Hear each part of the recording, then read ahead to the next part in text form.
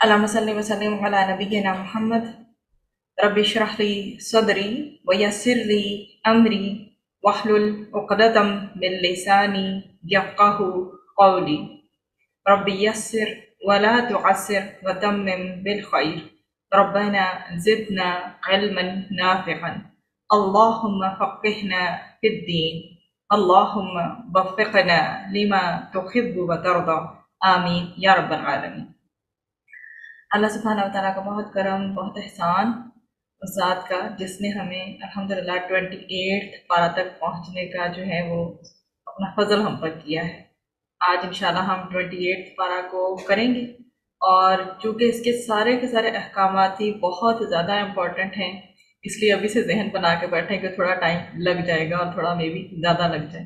اللہ سبحانہ و تعالیٰ سے دعا کرتے ہیں کہ وہ بہترین طریقے سے عمل کرنے کی توفیق عطا فرمائے، اور انشاءاللہ آپ کے ذہنوں میں بھی اس کا وہ کانسیپٹ بنے جو اللہ سبحانہ و تعالیٰ ہمیں دینا چاہتے ہیں، کہ بیسکلی احکامات جو ہیں ہم نے ان کو کیسے لے کے چلنا ہے جو بھی اس میں دیے گئے ہیں۔ اللہ سبحانہ و تعالیٰ ہمارا شرح صدر کرے انشاءاللہ۔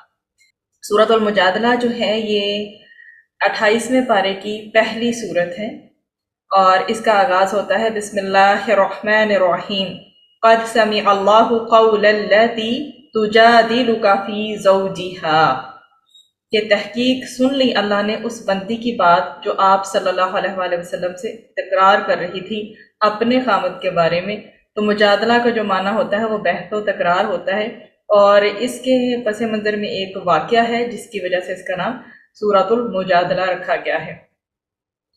تو حضرت خولہ بنت ثعلبہ رضی اللہ تعالیٰ عنہ کا واقعہ ہے، جب حضرت اوس بن ثامت رضی اللہ عنہ نے اپنی بیوی حضرت خولہ بنت ثعلبہ رضی اللہ تعالیٰ عنہ سے زہار کر لیا تھا۔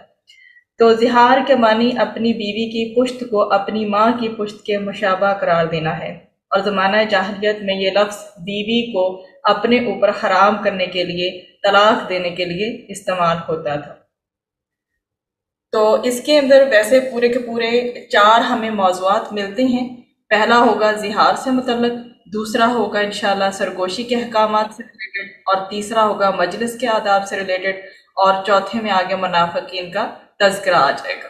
تو زہار کی جہاں تک ہم نے بات کی، تو زمانہ جاہلیت کے اندر ایک ٹرینڈ سیٹ تھا کہ کچھ شوہر غصے میں آ کر اپنی بیوی کو کہہ دیتے تھے کہ تم میرے اور میرے اوپر میری ماں کی پیٹھ کی طرح جو ہو، اس طرح سے ہو، یعنی اس کو حرام قرار دیتے تھے۔ تو اس میں یہ ہوتا تھا کہ میاں بیوی کے درمیان جدائی ہو جایا کرتی تھی، جیسے کہ طلاق ہو جاتی ہے، اور اللہ تعالیٰ نے اس زہار سے نکلنے کا پھر طریقہ بتایا کہ یہ جو ہے، یہ جدائی جو ہے دائمی جدائی نہیں ہوگی، بلکہ کیسے کفارہ ادا کر کے کیسے میاں بیوی دونوں آپس میں پھر دوبارہ سے رجوع کر سکتے ہیں۔ تو ایک صحابیہ جن کا میں نے ذکر کیا، سیدہ خولہ رضی اللہ عنہ، اور اس کے بعد ان کے ساتھ ان کا ذکر آ رہا ہے اوس بن صامت جو ان کے شوہر تھے، اور یہ بڑی عمر کے صحابی تھے، لیکن ان کو جو شوہر کافی بڑے ہو چکے تھے، ان دونوں کی آپس میں کسی بات پر انبن ہوئی، شوہر بیوی کے درمیان۔ تو اس طریقے سے انہوں نے کہہ دیا کہ تم میرے اوپر میری ماں کی پیٹھ کی طرح ہو، جیسے کہ زمانہ جاہلیت میں اس بات سے جدائی ہو جایا کرتی تھی۔ تو وہ بہت پریشان ہوئیں۔ سیدہ خولہ جو ہے رضی اللہ عنہا نبی کریم صلی اللہ علیہ وسلم کے پاس تشریف لائیں، اور ان سے عرض کیا کہ اس طرح سے میرے شوہر نے مجھے کہہ دیا ہے، تو کیا کوئی راستہ نہیں ہے نکلنے کا؟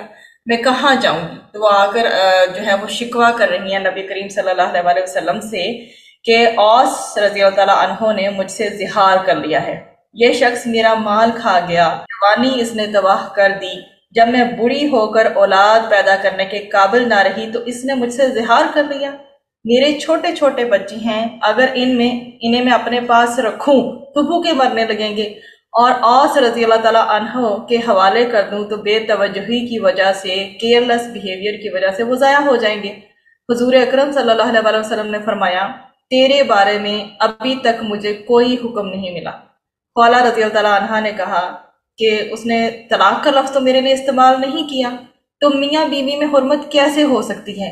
یہ اپنی بات وہ دہراتی رہی، حضور اکرم صلی اللہ علیہ وسلم وہی جواب دیتے رہے، تو آخر میں کہنے لگی، اے اللہ، میں اس مشکل مسئلہ کے حل کا حکم تجھ سے مانگتی ہوں اور تیرے سامنے ہی شکایت پیش کرتی ہوں۔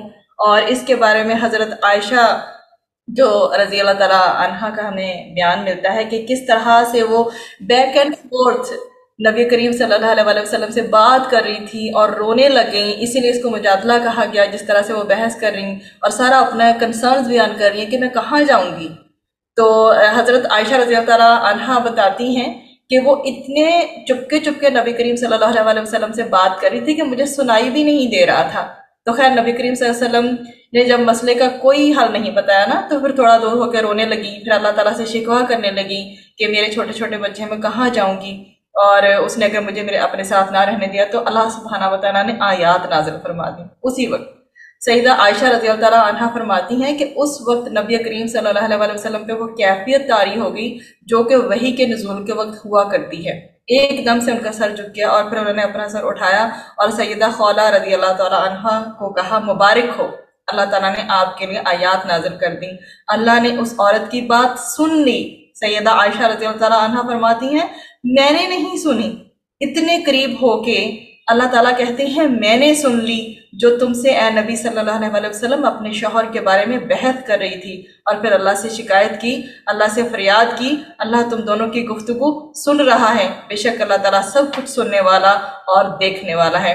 پھر اللہ سبحانہ وتعالیٰ نے اس سے نکلنے کا راستہ بتایا کہ تم میں سے، آیا نمبر 2 میں اگر ہم آگے بڑھیں تو اس میں آگے آتا ہے تم میں سے جو لوگ بیویوں سے زہار کرتے ہیں ان کے اس عمل کی وجہ سے وہ بیویاں ان کی مائیں نہیں بن جاتی، ان کی مائیں تو وہی ہیں جنہوں نے ان کو جنم دیا ہے۔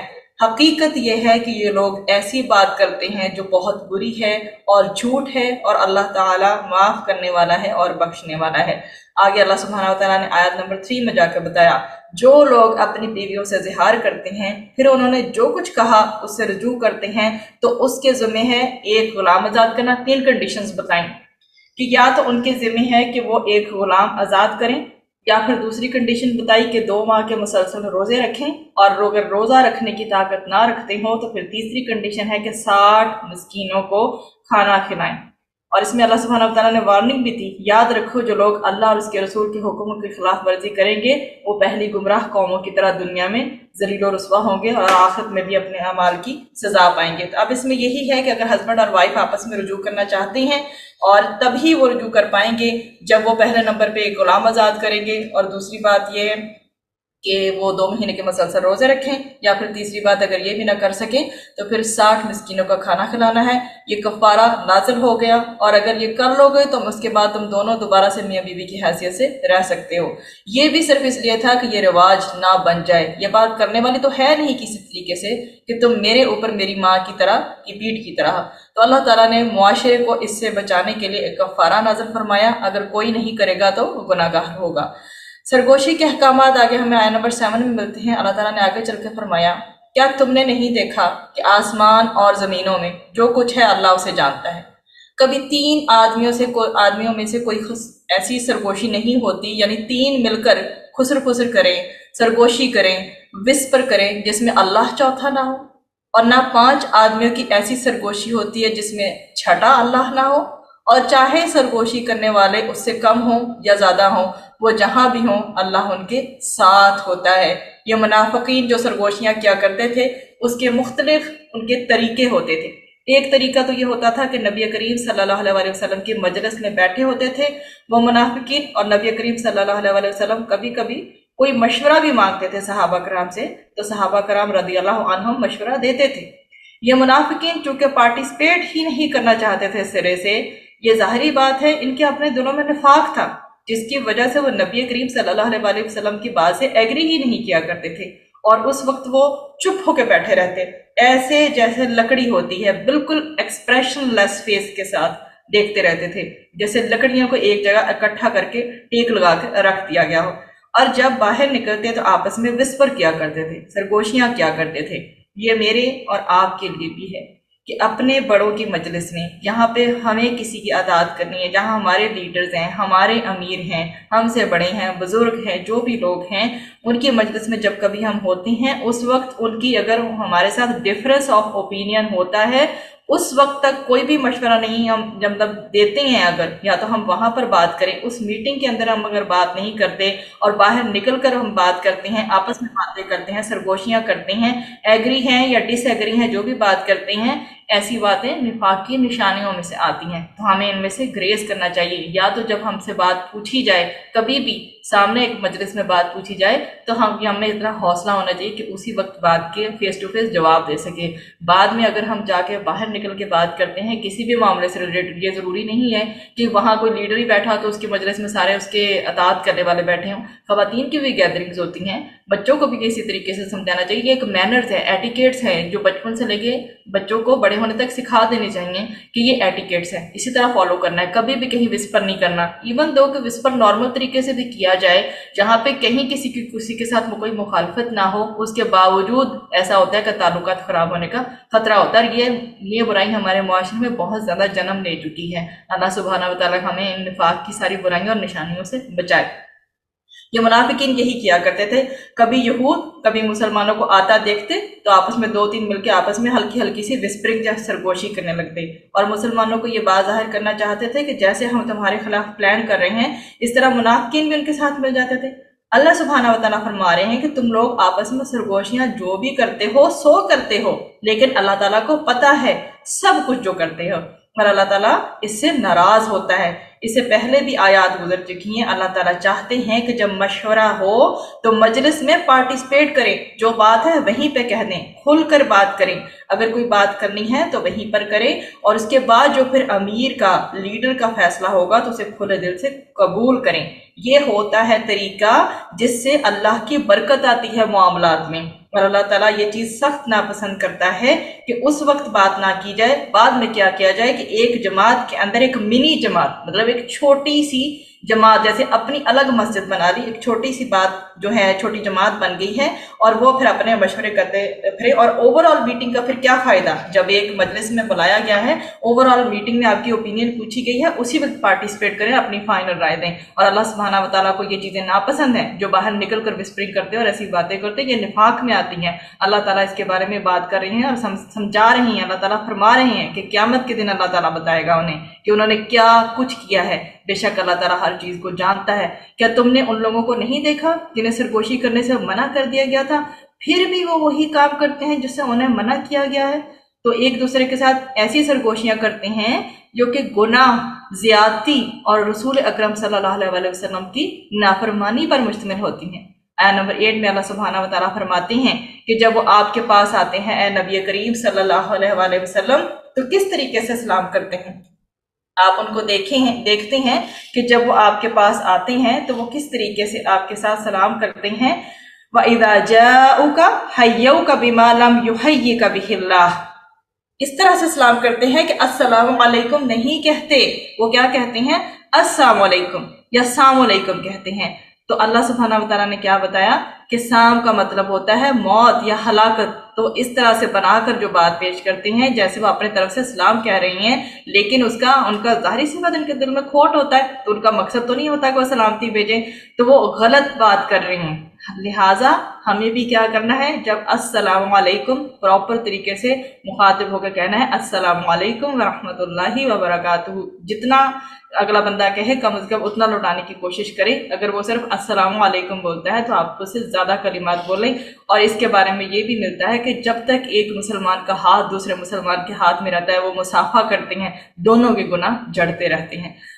آیت نمبر 9 کو دیکھیے، ایمان والو جب تم آپس میں ایک دوسرے سے سرگوشی کرو، ایسی سرگوشی نہ کرو جو گناہ، زیادتی اور رسول اکرم صلی اللہ علیہ وسلم کی نافرمانی پر مشتمل ہو، ایسی سرگوشی کرو جو نیک کاموں، تقوی پر مشتمل ہو، اور اللہ کا تقوی اختیار کرو۔ یعنی جو بات کرنی ہے، ایسا نہیں کہ دو تین لوگ آپس میں بات نہیں کر سکتے، اس کے خلاف یہ کہا گیا کہ ایسے میٹنگ نہ کرو یا ایسے نہ کرو، یہ نہیں کہا گیا، کہا کہ آپس میں ایک دوسرے کے ساتھ بات کرو، کرنے میں اگر سرگوشی نیکی پر، تقوی پر، اس کے اوپر مبنی جو ہے وہ سرگوشی کرو۔ تلقین کے طور پر اللہ سبحانہ وتعالیٰ نے یہ چیزیں ہمیں بتا دی کہ سرگوشیاں کرنی بھی ہیں تو اس طریقے سے کرو، اور اس کے بعد ایک الگ سے اپنے سے رائے قائم اگر کرنی ہے تو وہ کر لو ڈسکشنز کے تھرو، لیکن کسی کے خلاف باتیں نہ کرو۔ اللہ تعالیٰ کہتے ہیں ایسی سرگوشی شیطان کی طرف سے ہوتی ہے، جو کہ ڈیفرنس آف اوپینین کی وجہ سے آپ باہر نکل کے کرتے پھریں۔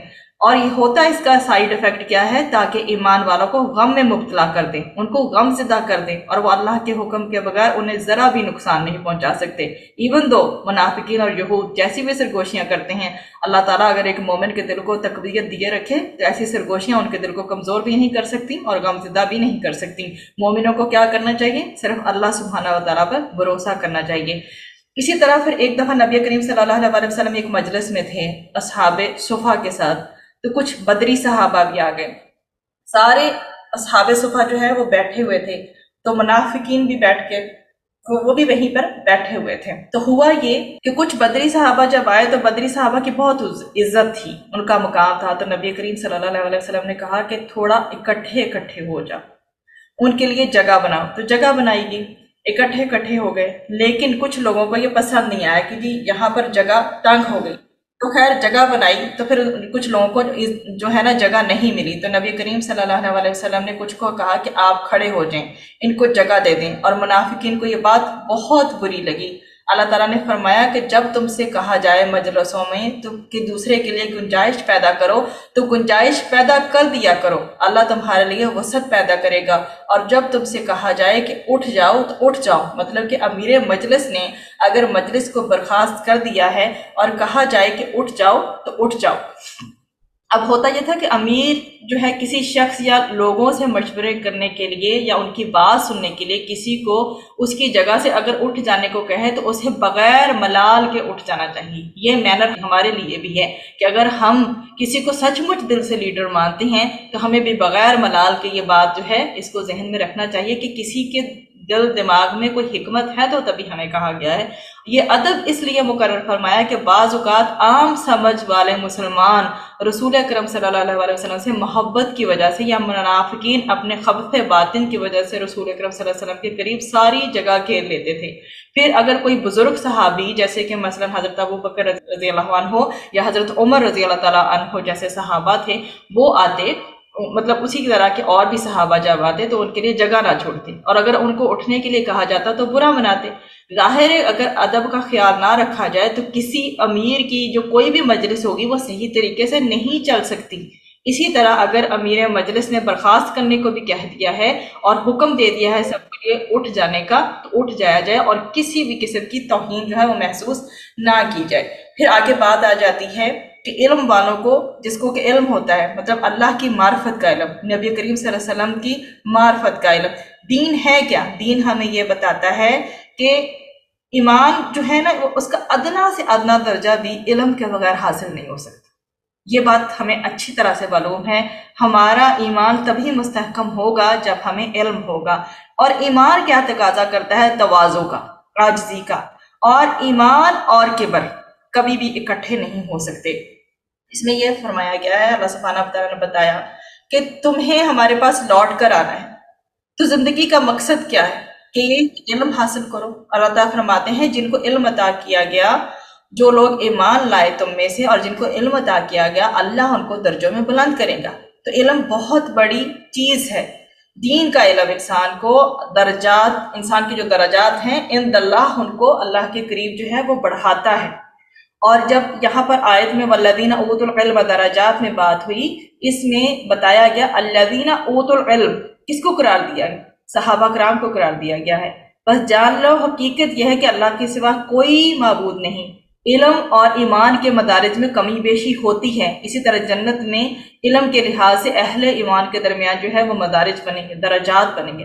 عبداللہ بن عمر رضی اللہ عنہ بیان فرماتے ہیں رسول اکرم صلی اللہ علیہ وسلم نے فرمایا قرآن والے شخص سے کہا جائے گا پڑھ اور پڑھتا جا، اور ٹھہر ٹھہر کر پڑھ جس طرح تو دنیا میں ٹھہر ٹھہر کر پڑھتا تھا، تیرا آخری مقام آخری آیت کے پاس ہے جسے تو پڑھے۔ اور رسول اکرم صلی اللہ علیہ وسلم نے فرمایا اللہ ان لوگوں کو جو ایمان لائے اور جنہیں علم دیا گیا درجات میں بلندی عطا فرمائے گا، اور جس قدر ایمان اور علم میں زیادہ ہوں گے اتنے ہی درجوں میں بلندی کے جو ہے ان کے لیے درجوں میں بلندی کے باعث بنے گی وہ علم اور ایمان ان کا۔ اسی آیت سے جو ہمیں سب سے زیادہ جو فیل ہوتی ہے وہ علم کی فضیلت محسوس ہوتی ہے کہ کتنی اس کی امپورٹنس ہے۔ لیکن پھر بتا دیا گیا جب علم حاصل کر لو تو اس کے بھی آگے جو ہے کنڈیشنز ہیں۔ نمبر 1، اگر علم ہے تو اس میں اخلاص کا ہونا ضروری ہے۔ اور اگر علم ہے تو اس کے اوپر عمل ہونا ضروری ہے، ورنہ وہی علم بوجھ بن جائے گا معاذ اللہ، جس کی آگے بات جا کے انشاءاللہ سورۃ الجمعہ میں بھی آئے گی۔ آیت نمبر 12 میں دیکھیں کہ کچھ منافقین آ کے نبی کریم صلی اللہ علیہ وسلم کے صرف بلا وجہ وقت لے کر آپ سے پرائیویسی میں بات کرنا چاہتے تھے، مطلب وہ ہمیشہ ایسے ہی کرتے تھے کہ میں آپ سے ٹائم لے رہا ہوں اور میں آپ سے بات کرنا چاہتا ہوں، اور آ کے وہی انداز وسپر والا انداز یوز کرتے تھے۔ تو صرف یہ بتانے کے لیے لوگوں کو کہ میں بڑا قریب ہوں نبی کریم صلی اللہ علیہ وسلم کی، کوئی خیر خواہی نہ تو دین کے لیے مقصود تھی نہ اپنی ذاتی اصلاح کے لیے، بس ایک ہی کام تھا کہ دوسروں کو یہ شو آف کرنا تھا کہ میں بہت کلوز ہوں نبی کریم صلی اللہ علیہ وسلم کے، اور ان کا وقت بھی ضائع کرتے تھے۔ اللہ سبحانہ وتعالیٰ نے فرما دیا، اچھا تم کرنا چاہتے ہو پرائیویٹ میٹنگ، سرگوشی میں باتیں کرنی ہے، ضرور کرو، نو پرابلم، کرو کیا، پہلے صدقہ کر کے آیا کرو۔ اب تو منافقین تھے ہی کنجوس، مومن کی تو یہ شان ہی نہیں ہے کہ کنجوسی کرے، مومن تو ایک فراخ دل انسان ہوتا ہے، خرچ کرتا ہے لوگوں کے اوپر، حتی الامکان کوشش کرتا ہے کہ وہ اللہ کے لیے لوگوں پہ خرچ کرے۔ تو منافقین کے دل میں تو بہت تنگی تھی۔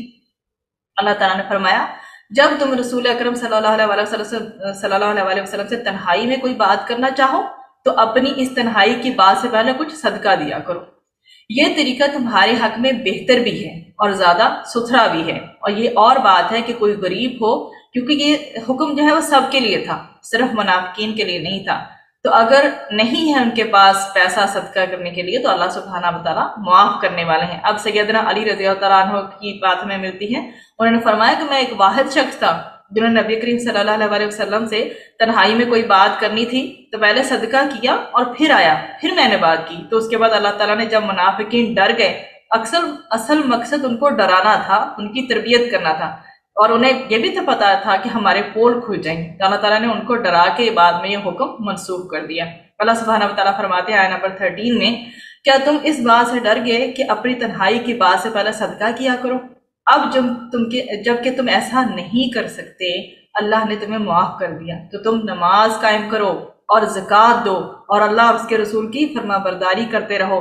یہ منافقین یہودیوں کے ساتھ دوستی کر کے مسلمانوں کو نقصان پہنچاتے تھے۔ تو اللہ تعالیٰ فرماتے ہیں اگلی آیات میں، کیا تم نے ان کو نہیں دیکھا جنہوں نے ایسے لوگوں کو دوست بنایا جن پر اللہ کا غضب ہے، یہ نہ تو تمہارے ہیں اور نہ ان کی ہیں، یہ جانتے بوجھتے جھوٹی باتوں پر جو ہے وہ قسمیں کھاتے ہیں۔ آگے چل کے اللہ سبحانہ وتعالیٰ نے فرمایا کہ ان کے بارے میں بات کرتے کرتے اس میں جو اگلی آیات آ رہی ہیں اس میں اللہ سبحانہ وتعالیٰ ان کے بارے میں پول کھول رہے ہیں اور بتا رہے ہیں کہ منافقوں کا عجیب حال ہے، ان کی دوستی یہودیوں کے ساتھ ہے، ظاہر میں تمہارے ہیں اور اندر سے ان کے ساتھ ہیں، وہ قسموں کو اپنی ڈھال بناتے ہیں، ان کے لیے اللہ تعالیٰ نے سخت عذاب تیار کر رکھا ہے، ان کو ان کے مال ان کی اولاد خدا کے عذاب سے یا غضب سے نہ بچا سکیں گے۔ یہ خدا کی یاد کو بھلا کر شیطان کی پارٹی میں شامل ہو گئے ہیں، اور شیطان کی پارٹی یقیناً گھاٹا کھانے والی پارٹیوں میں سے ہے۔ اس میں آگے مزید اللہ سبحانہ وتعالیٰ فرماتے ہیں اگلی آیات میں کہ ایک ہوتا ہے حزب الشیطان اور ایک ہوتا ہے حزب اللہ۔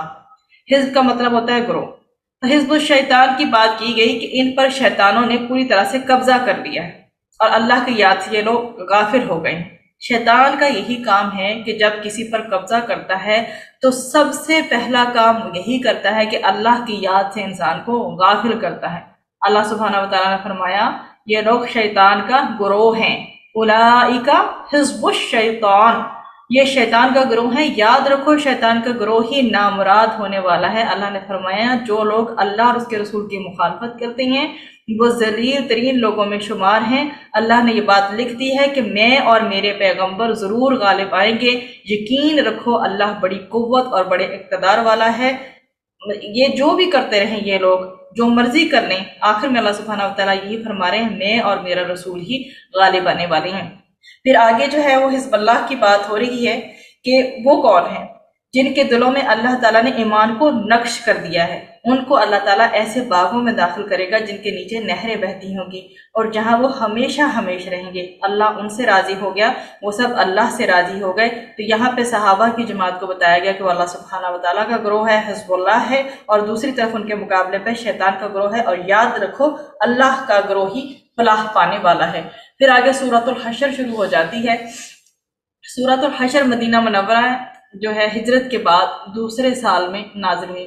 مدینہ منورہ میں یہودیوں کی ایک بڑی تعداد تھی۔ شروع میں انہوں نے معاہدہ کر لیا تھا کہ ہم امن و امان سے رہیں گے، اور اگر مدینہ منورہ پر کوئی حملہ ہوگا تو ہم سارے مل کر آپ کا ساتھ دیں گے، ہم سب مل کر دفاع کریں گے۔ لیکن چونکہ ان کے دل میں بغض تھا تو خفیہ طور پر سازشیں کرتے رہتے تھے، اور در پردہ انہوں نے مکہ مکرمہ میں مشرکین کے ساتھ تعلقات قائم کیے ہوئے تھے، ان کو مسلمانوں کے خلاف اکساتے رہتے تھے، اور ان کے ساتھ like under hand sort of انہوں نے ایگریمنٹ کیا تھا چھپ چھپا کے مشرکین کے ساتھ کہ اگر تم آؤ گے حملہ کرنے تو ہم تمہارا ساتھ دیں گے، نہ کہ ان کا ایک قبیلہ تھا بنو نذیر۔ ایک دفعہ نبی کریم صلی اللہ علیہ وسلم ان سے معاہدے کی کچھ شرائط پر عمل کرانے کے لیے ان کے پاس لے کر گئے، تو ان لوگوں نے سازش یہ کی کہ انہوں نے کہا کہ ہم بات چیت کریں گے تو اوپر سے کوئی چٹان گرا دیں گے، ایسی جگہ چوز کر کے آپ کو بلایا گیا جہاں پر آپ کے اوپر چٹان ہوتی، اگر ہم آپ کے اوپر چٹان گرا دیں گے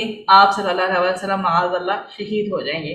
اللہ سبحانہ وتعالیٰ نے وحی کی نبی کریم صلی اللہ علیہ وسلم کی طرف، اور ان کو بتا دیا کہ یہ ایسا کریں گے۔ تو آپ صلی اللہ علیہ وسلم وہاں سے اٹھ کر واپس آ گئے، اور اس کے بعد پھر بنو نذیر کو کہا کہ ہم نے جو معاہدہ تمہارے ساتھ کیا تھا، پیس کانٹریکٹ تمہارے ساتھ، وہ ختم۔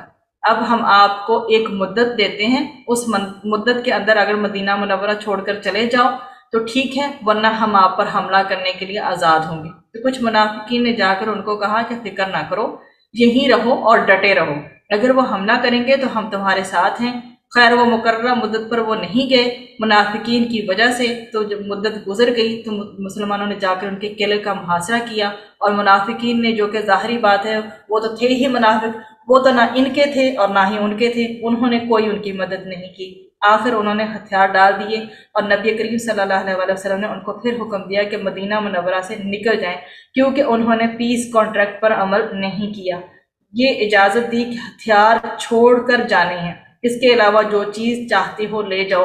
چونکہ اجازت مل گئی تھی، سو مچ سو کہ وہ اپنے گھروں کے دروازے اکھیڑ کے بھی لے گئے۔ اللہ تعالیٰ نے آگے کہا تم دیکھو گے کہ وہ اپنے گھروں کو خود اکھیڑ رہے ہیں، کیسا اللہ نے ان کے اوپر روب طاری کر دیا۔ اور حشر کا مطلب ہوتا ہے جمع کرنا، کیونکہ اس میں ایک حشر کا لفظ آ رہا ہے، اس لیے اس کا نام سورۃ الحشر ہے۔ اس میں اللہ سبحانہ وتعالیٰ فرما رہے ہیں سورۃ الحشر میں، آسمان زمین میں جو بھی چیز ہے اس نے اللہ کی تسبیح کی ہے، وہی اقتدار کا مالک ہے، حکمت کا مالک ہے، وہی ہے جس نے اہل کتاب میں سے کافر لوگوں کو ان کے گھروں سے پہلے اجتماع کے موقع پر نکال دیا۔ پہلا اجتماع اول الحشر، اس کے بارے میں مختلف اقوال ملتے ہیں کہ کچھ مفسرین کہتے ہیں کہ یہ پہلا موقع تھا بنو نذیر کے لیے، بنو نذیر کے یہودیوں کا ان کو جلا وطن جو کیا گیا تھا اس کے معاملے میں ملتا ہے کہ وہ جمع ہو کر وہاں سے نکل گئے۔ لیکن ایک بہت لطیف اشارہ، تم پہلی دفعہ نکالے گئے تھے جمع کر کے، ایک اور وقت آئے گا جب اس کے بعد بھی نکالے جاؤ گے۔ خیر اللہ سبحانہ وتعالیٰ فرماتے ہیں کہ مسلمانوں تمہیں خیال بھی نہیں کہ وہ نکلیں گے، اتنا مضبوط قبیلہ تھا وہ بھی یہ سمجھے ہوئے تھے کہ ان کے قلعے انہیں اللہ سے بچا لیں گے۔ اس طرح سے ان کے پاس عذاب آیا، اور اس طرح سے ان کے دلوں میں روب ڈال دیا کہ وہ اپنے گھروں کو خود اپنے ہاتھوں سے، مسلمانوں کو جو ہے وہ اجاڑ رہے تھے نا اپنے ہاتھوں سے۔ تو اللہ سبحانہ وتعالیٰ نے کیا کیا کہ عبرت حاصل کرو، دیکھتے نہیں ہو کہ اللہ سبحانہ وتعالیٰ کی مدد کیسی آتی ہے۔ اور اللہ سبحانہ وتعالیٰ نے مزید فرمایا کہ یہ عذاب اس لیے ہے کہ آخرت میں بھی ان کو یہ عذاب ملے گا۔ دنیا میں تو ان کو نکلنے کا موقع مل رہا ہے نا، لیکن اس لیے کہ انہوں نے اللہ اور اس کے رسول سے دشمنی کی ہے، اور جو کچھ بھی اللہ اور اس کے رسول سے جو کوئی بھی اللہ اور اس کے رسول سے دشمنی کرتا ہے تو اللہ اس کو بڑا سخت عذاب دینے والا ہے۔ اس کے بعد چونکہ کوئی لڑائی نہیں ہوئی، وہ وہاں پہ وہ گئے، انہوں نے، ان کے دل میں روب تھا اور روب ڈال دیا اللہ نے، وہ نکل گئے، ساری چیزیں لے کے بھاگ گئے۔ اگر جنگ ہوئی اور جنگ ہو اور اس کے جنگ کے بعد مال جمع کیا تو اس کے مال غنیمت کہتے ہیں، اور اگر جنگ نہ ہو اور جنگ کے بغیر ہی چلے جائیں وہ لوگ اور اپنا مال چھوڑ جائیں تو اسے مال فی کہتے ہیں۔ تو اللہ سبحانہ وتعالیٰ نے اس کے بارے میں جو ہے آگاہ فرمایا۔ اس کے علاوہ اس میں اسلامی اقتصادیات کا فلسفہ بھی ملتا ہے کہ حضور اکرم صلی اللہ علیہ وسلم کے فیصلہ کی اہمیت بتانے کے لیے حکم دیا گیا کہ آپ کا فیصلہ حتمی فیصلہ ہے، لہذا اگر وہ آپ لوگوں کو کوئی چیز دینے کا فیصلہ کریں تو وہی لینی ہوگی، اور اگر کسی سے منع کر دیں تو اس سے باز رہنا ہوگا۔ وَمَا آتَاكُمُ الرَّسُولُ فَخُذُوهُ وَمَا نَهَاكُمْ عَنْهُ فَانْتَهُوا۔ پھر انصار مدینہ کی وسعت قلبی کی تعریف کرتے ہوئے بتایا گیا کہ ایمان کی بنیاد پر مدینہ کی طرف ہجرت کرنے والے مہاجر صحابہ رضی اللہ عنہ کو انصار صحابہ رضی اللہ عنہ نے اپنے معاشرہ میں سمونے کے لیے اس قدر محبتیں دیں کہ اپنی ضرورتوں پر مہاجرین کی ضروریات کو ترجیح دی، اور اپنے دلوں میں کسی قسم کی نفرت یا بغض نہیں پیدا ہونے دیا۔ اس مال میں فقیر مہاجرین کا بھی حق ہے جو رضائے الہی کے لیے اپنے مال اور گھروں سے نکالے گئے، اور انصار مدینہ کا بھی حق ہے، نیز ان لوگوں کا بھی حق ہے جو پہلے مسلمانوں کے بعد ایمان لائے اور پہلے مسلمانوں کے لیے رب تعالیٰ سے بخشش کی دعائیں کرتے رہتے ہیں۔ وہ کہتے ہیں ربنا اغفر لنا ولاخواننا الذین سبقونا بالایمان ولا تجعل فی قلوبنا غلا للذین آمنوا ربنا انک رؤوف رحیم۔ اے پروردگار ہمیں بھی بخش دے اور ہمارے ان بھائیوں کو بھی جو ہم سے پہلے ایمان لائے، اور نہ پیدا کر ہمارے دلوں میں بغض اہل ایمان کے لیے، بے شک تو رؤوف الرحیم ہے۔ صحابہ کرام رضی اللہ عنہم نے سب کچھ اپنے نبی صلی اللہ علیہ وآلہ وسلم کے حکم پر، اسلام کے نام پر قربان کر دیا تھا۔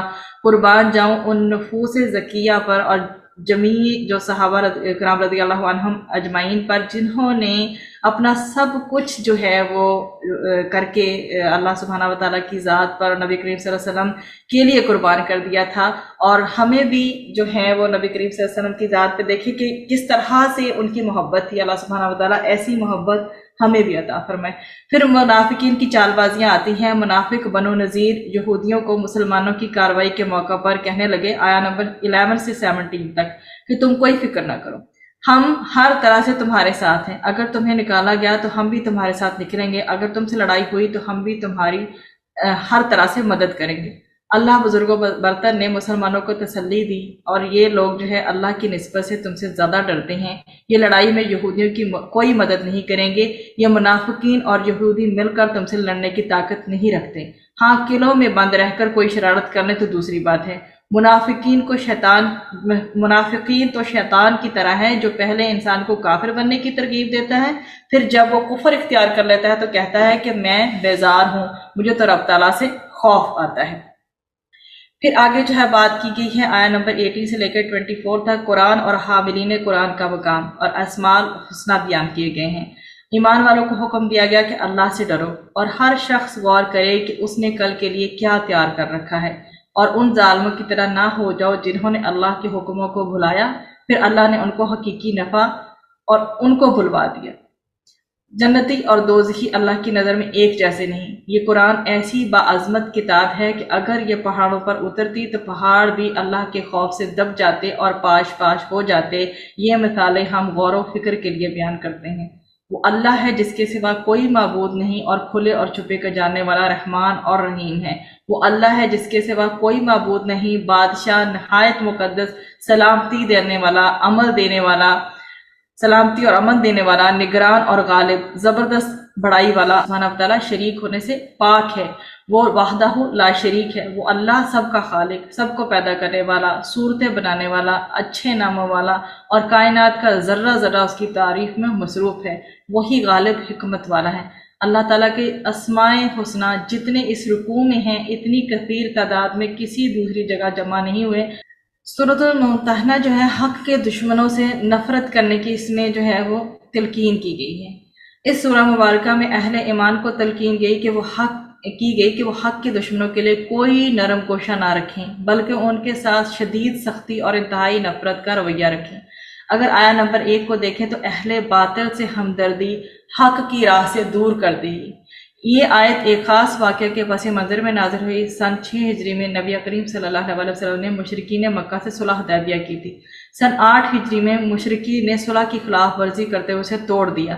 نبی اکرم صلی اللہ علیہ وسلم نے مشرکین کے اس جرم کا بدلہ لینے کے لیے ان پر حملہ کا منصوبہ بنایا۔ آپ صلی اللہ علیہ وسلم چاہتے تھے کہ یہ منصوبہ خفیہ رہے، مسلمان اچانک مکہ پہنچ جائیں، اہل مکہ کو مقابلہ کی جو ہے تیاری کا موقع نہ ملے، اور بغیر جو ہے مکہ فتح ہو جائے۔ ایک بدری صحابی حضرت حاطب بن ابی بلتہ رضی اللہ عنہ کہ اہل خانہ مکہ میں تھے۔ آپ رضی اللہ تعالیٰ عنہ نے چاہا کہ اہل مکہ پر ایک احسان کر دیں تاکہ وہ ان کے اہل خانہ کو کوئی نقصان نہ پہنچائیں۔ انہوں نے مکہ جانے والی ایک عورت کو سرداران قریش کے نام ایک خط دیا۔ اس خط میں مکہ کی طرف مسلمانوں کے لشکر کی آمد کی اطلاع دی گئی تھی۔ آپ صلی اللہ علیہ وسلم کو وحی کے ذریعے حضرت حاطب رضی اللہ عنہ کے اس فعل کی اطلاع ہو گئی اور آپ صلی اللہ علیہ وسلم نے اس عورت سے خط واپس لے لیا۔ اس آیت میں حضرت حاطب رضی اللہ تعالیٰ عنہ کو متوجہ کیا گیا کہ حق کے دشمنوں سے نرمی اور محبت انسان کو حق کی راہ سے دور کر دے گی۔ آئندہ ہرگز ایسا طرز عمل اختیار نہ کیا جائے۔ پھر آیت نمبر 2 سے 3 کہ کافر مسلمانوں سے نفرت کرتے ہیں۔ ان آیات میں اللہ نے آگاہ کیا کہ کافر مسلمانوں کے بدترین دشمن ہیں۔ انہیں جب بھی موقع ملتا ہے اپنے ہاتھوں اور زبان سے مسلمانوں کو نقصان پہنچاتے ہیں۔ ان کی انتہائی کوشش ہوتی ہے کہ مسلمانوں کو دوبارہ کافر بنا دیں۔ ایسے کافر خواہ خونی رشتہ دار ہی کیوں نہ ہو، ان سے ہرگز کوئی ہمدردی یا محبت نہ رکھی جائے۔ روز قیامت یہ رشتہ داریاں ہرگز کام نہ آئیں گی۔ اس روز فیصلہ اللہ کے ہاتھ میں ہوگا۔ خیر اسی میں ہے کہ اللہ کی ہدایات کے مطابق طرز عمل اختیار کیا جائے۔ آیت نمبر 4 سے 6 میں دیکھیں اہل باطل سے بغض و عداوت شیوہ ابراہیمی علیہ السلام۔ حضرت ابراہیم علیہ السلام اور ان کے ساتھ اہل ایمان نے حق کے ساتھ وفاداری کی اعلیٰ ترین مثال قائم کرتے ہوئے اپنے رشتہ داروں اور قوم سے صاف صاف کہا کہ ہمارے اور تمہارے درمیان ایک مستقل بغض و عداوت جو ہے وہ پیدا ہو چکا ہے۔ ہم تم سے اس وقت تک کے لیے اعلان بیزاری کرتے رہیں گے جب تک تم اللہ پر خالص توحید کے ساتھ ایمان نہیں لاتے۔ مومنوں کی اس روش کو اللہ نے رہتی دنیا تک مسلمانوں کے لیے لائق اتباع اسوہ قرار فرمایا۔ اہل باطل سے اعلان برات کے ساتھ اس پسندیدہ روش کا دوسرا پہلو سب سے کٹ کر اللہ سے جڑنا تھا۔ مومنوں نے اللہ سے دعا کی کہ اے اللہ ہمیں کافروں کے لیے ذریعہ آزمائش نہ بنا اور ہمارے تمام گناہوں سے درگزر فرما۔ بلا شبہ اللہ سے محبت کرنے والوں اور آخرت کے طلبگاروں کے لیے یہ روش بہترین نمونہ ہے۔ آیت نمبر 7 میں اہل مکہ کے حوالے سے بشارت دی گئی اور بتایا گیا ہے کہ عنقریب اہل مکہ کی ایک بڑی تعداد کفر اور شرک کی روش ترک کر کے اسلام قبول کر لے گی۔ اب ان کے ساتھ دشمنی کا سلسلہ ختم ہو جائے گا اور باہم محبت اور دوستی کی فضا قائم ہوگی۔ قرآن حکیم کی یہ بشارت جو ہے وہ سچ ثابت ہوئی اور فتح مکہ کے موقع پر اہل مکہ کی غالب جو ہے اکثریت نے اسلام قبول کر لیا۔ آیت نمبر 8 میں دیکھیں کہ بے ضرر کافروں کے ساتھ رویہ۔ ایسے کافر جو اسلام یا مسلمانوں کے خلاف کسی سازش یا مہم میں شریک نہ ہوں، ان سے حسن سلوک اور برابری کی بنیاد پر تعلقات برقرار رکھے جا سکتے ہیں۔ البتہ دلی دوستی صرف اور صرف مسلمانوں سے رکھی جا سکتی ہے، یعنی ان سے جو تمام انبیاء اور بالخصوص آخری نبی صلی اللہ علیہ وسلم پر جو صدق دل سے ایمان رکھتے ہیں۔ دشمنی کن کافروں سے کرنی ہے یہ بتایا گیا ہے کہ اللہ تعالیٰ کا حکم ہے کہ ایسے عناصر سے ہرگز دوستی نہ کی جائے جو اسلام یا مسلمانوں کے خلاف سازشوں یا مہمات میں شریک ہوتے ہیں۔ مطلب ان کے ساتھ کسی بھی قسم کی اگر سازشوں میں شریک ہوتے ہیں، اگر کوئی مسلمان ایسے حق کے دشمنوں سے دوستی کرے گا تو وہ اللہ کی عدالت میں ظالم کے طور پہ پیش کیا جائے گا۔ پھر آیت نمبر 10 سے 11 میں مشرکین کے ساتھ نکاح کی ممانعت ہے۔ مسلمانوں اور مشرکین کے درمیان نکاح کا معاملہ جائز نہیں۔ ان آیات میں یہ حکم دے دیا گیا کہ اگر کسی مشرک شخص کی بیوی مسلمان ہو کر مکہ سے مدینہ آ جائے تو اسے مکہ نہیں لوٹایا جائے گا۔ مسلمان ہونے کے بعد اس کا مشرک شوہر سے نکاح ٹوٹ گیا، البتہ مشرک شوہر کو اس کا جو ادا کردہ مہر واپس کرنا ہوگا۔ اسی طرح اگر کسی مسلمان کی بیوی مشرکہ ہے تو وہ اسے آزاد کر دے اور اس عورت کے رشتہ داروں سے ادا کردہ جو ہے مہر طلب کر لے۔ اگر وہ واپس نہ کریں تو ایسی نو مسلم خاتون کے مہر سے اتنی ہی رقم منہا کر کے متاثرہ فریق کو دی جائے جس کے مشرک شوہر کو اس خاتون کو مہر واپس کرنا ہے۔ البتہ زیادتی کسی بھی طرح سے نہ کی جائے کیونکہ اللہ کو زیادتی کرنے والے ناپسند ہیں۔ پھر آیت نمبر 12 میں خواتین کی بیعت سے متعلق پتہ چلتا ہے۔ نبی کریم صلی اللہ علیہ وسلم نے مردوں اور خواتین دونوں سے بیعت لی تاکہ امت کے لیے جماعت سازی کے حوالے سے ایک مسنون اساس جو ہے وہ پیدا کی جا سکے۔ خواتین سے بیعت لیتے ہوئے آپ صلی اللہ علیہ وآلہ وسلم ان سے عہد لیتے تھے کہ وہ شرک، چوری اور زنا نہیں کریں گی، اپنی اولادوں کو قتل نہیں کریں گی، کسی پر بدکاری کی تہمت نہ لگائیں گی، کسی بھی معروف معاملہ میں آپ صلی اللہ علیہ وآلہ وسلم کی نافرمانی نہ کریں گی۔ آپ صلی اللہ علیہ وآلہ وسلم خواتین سے بیعت لینے کے بعد ان کے حق میں دعائے استغفار کرتے تاکہ اگر بیعت کے حوالے سے کوئی کوتاہی ہو جائے تو اللہ اسے درگزر فرما دے۔ پھر آیہ نمبر جو ہے وہ 13 میں ان سے دوستی نہ کرو جو اللہ کو ناراض کرتے ہیں۔ سورہ ممتحنہ کی اس آخری آیت میں مسلمانوں کو حکم دیا گیا کہ وہ ہرگز ایسے عناصر سے دوستی نہ کریں جو اپنے جرائم کی وجہ سے اللہ کو ناراض کرتے ہیں۔ ایسے مجرم جان چکے ہیں کہ آخرت میں ان کے لیے کوئی خیر نہیں۔ ان میں سے جو بد نصیب مر کر قبروں میں جا چکے ہیں وہ تو اور زیادہ مایوسی کے شکار ہیں، کیونکہ اب ان کے لیے جرائم کی تلافی اور سعادت حاصل کرنے کا کوئی امکان نہیں ہے۔ اللہ سبحانہ و تعالیٰ کا کرم ہے، اللہ تعالیٰ نے ہمیں زندگی دی ہوئی ہے، اور ہر ایک دن جو ہماری زندگی میں سے کم ہوتا جا رہا ہے، ہم ڈے بائی ڈے جو ہے اپنی موت کی طرف بڑھ رہے ہیں۔ اللہ سبحانہ و تعالیٰ ہماری زندگی میں ہمیں انہی لوگوں سے دوستیاں کرنے کی توفیق عطا فرمائے جو کہ دین اسلام کے لیے بھی فائدہ مند ہوں۔ آگے سورہ صف جو ہے وہ شروع ہو جاتی ہے۔ اس میں جو ہے اللہ کے دین کے غلبہ کو نبی اکرم صلی اللہ علیہ وسلم کا مقصد بعثت قرار دیا گیا ہے، اور اس مقصد کے لیے جہاد اور قتال کی دعوت بڑے زوردار اسلوب میں دی گئی ہے۔ آیہ نمبر 1 سے 4 میں دیکھیے، کیوں کہتے ہو جو کرتے نہیں ہو۔ ان آیات میں اہل ایمان کو جھنجھوڑا گیا کہ تم کیوں کہتے ہو جو کرتے نہیں ہو۔ یہ روش اللہ کو بیزار کرنے والی ہے۔ تمہارا یہ دعویٰ تمہیں کافروں سے جدا کرتا ہے کہ محمد رسول اللہ ہیں۔ محمد حضرت صلی اللہ علیہ وسلم اللہ کے رسول ہیں، اور محمد صلی اللہ علیہ وآلہ وسلم تو دنیا میں اللہ کے دین کو غالب کرنے کی جد و جہد کر رہے ہیں، اور اس کے لیے شدید ذہنی اور جسمانی تکالیف برداشت کر رہے ہیں۔ دوسری طرف تم ان کے ساتھی ہونے کا دعویٰ کرتے ہو، لیکن محض تسبیح و تمہید ہی کو اعلیٰ نیکی سمجھ رہے ہو۔ تسبیح و تمہید تو کائنات کا ہر ذرہ کر رہا ہے۔ مسلمانوں سے تو اللہ کو یہ مطلوب ہے کہ وہ اللہ کے دین کے غلبہ کے لیے سب کچھ لگا دیں، یہاں تک کہ نقد جان ہتھیلی پر رکھ کے میدان جنگ میں دیوانہ وار جان دینے کے لیے نکل کھڑے ہوں۔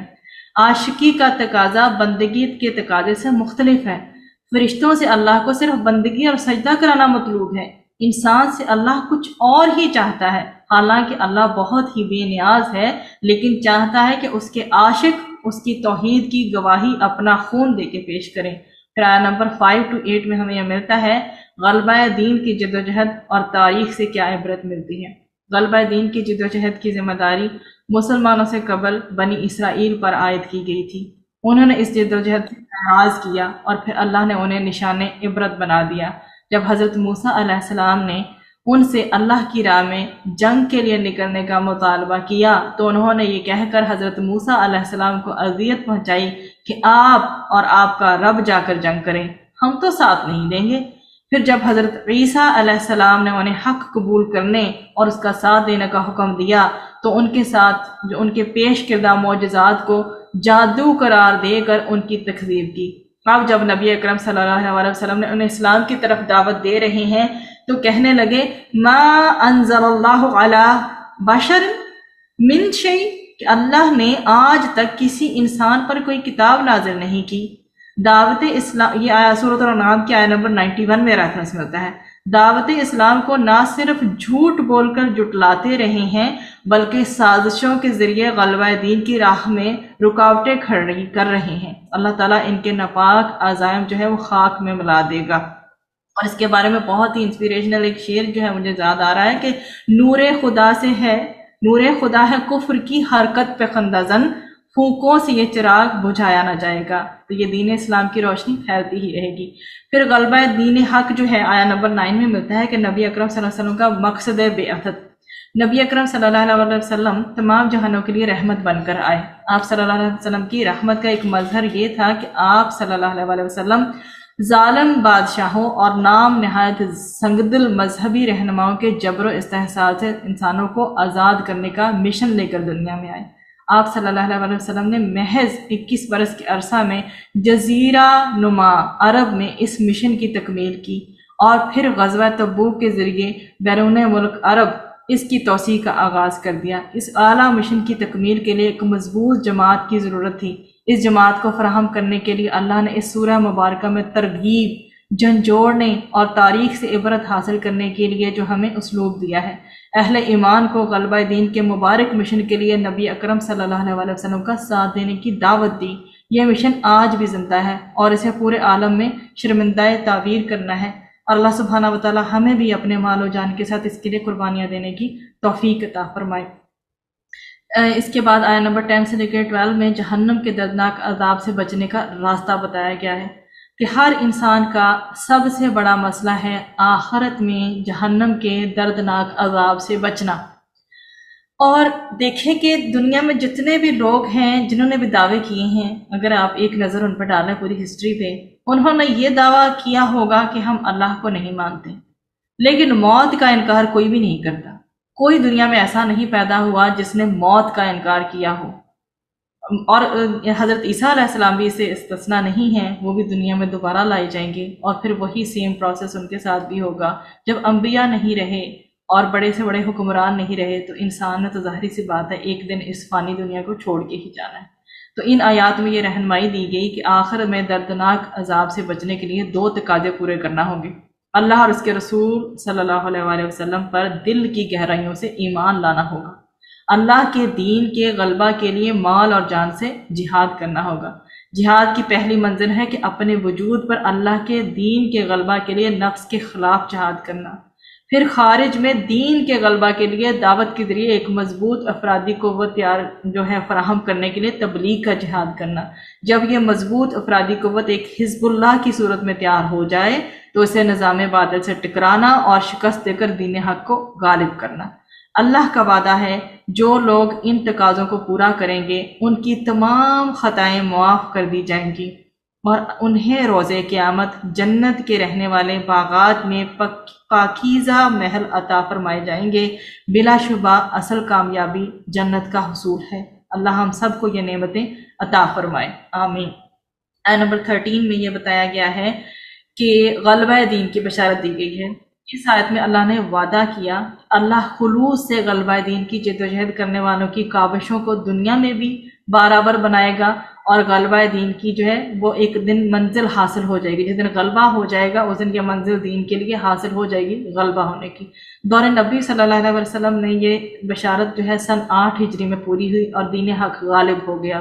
انشاءاللہ قیامت سے پہلے یہ بشارت پوری قرۂ ارض پر پوری ہوگی۔ اس کے بارے میں نبی کریم صلی اللہ علیہ وسلم کا جو ارشاد ملتا ہے کہ حضرت مقداد اس کے راوی ہیں رضی اللہ عنہ، کہ انہوں نے روایت کیا ہے نبی کریم صلی اللہ علیہ وسلم سے کہ روئے زمین پر نہ کوئی اینٹ گارے کا بنا ہوا گھر رہ جائے گا اور نہ اونٹ کے بالوں کا بنا ہوا خیمہ جس میں اللہ کلمہ اسلام کو داخل نہ کر دے، خواہ کسی سعادت مند کو عزت دے کر اور خواہ کسی بدبخت کی مغلوبیت کے ذریعے۔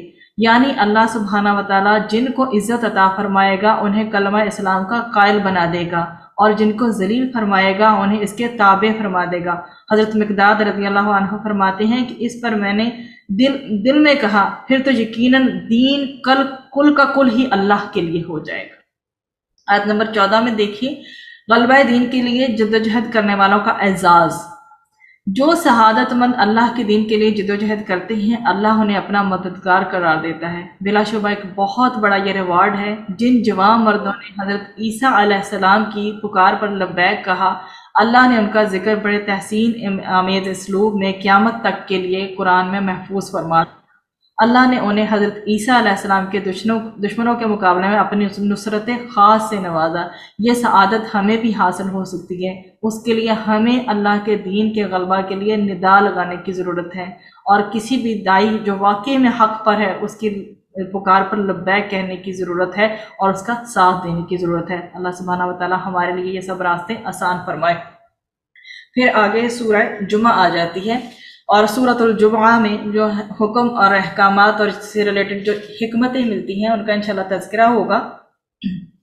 اس سورہ مبارکہ کے پہلے رکوع میں اجتماع جمعہ کی حکمت یہ بیان کی گئی کہ لوگوں کو قرآن حکیم کے ذریعے آخرت کی تیاری کے لیے اپنی ذمہ داریاں ادا کرنے کی یاد دہانی کرائی جائے، اور دوسرے رکوع میں جو ہے وہ اجتماع جمعہ سے متعلق احکامات بیان فرمائے گئے۔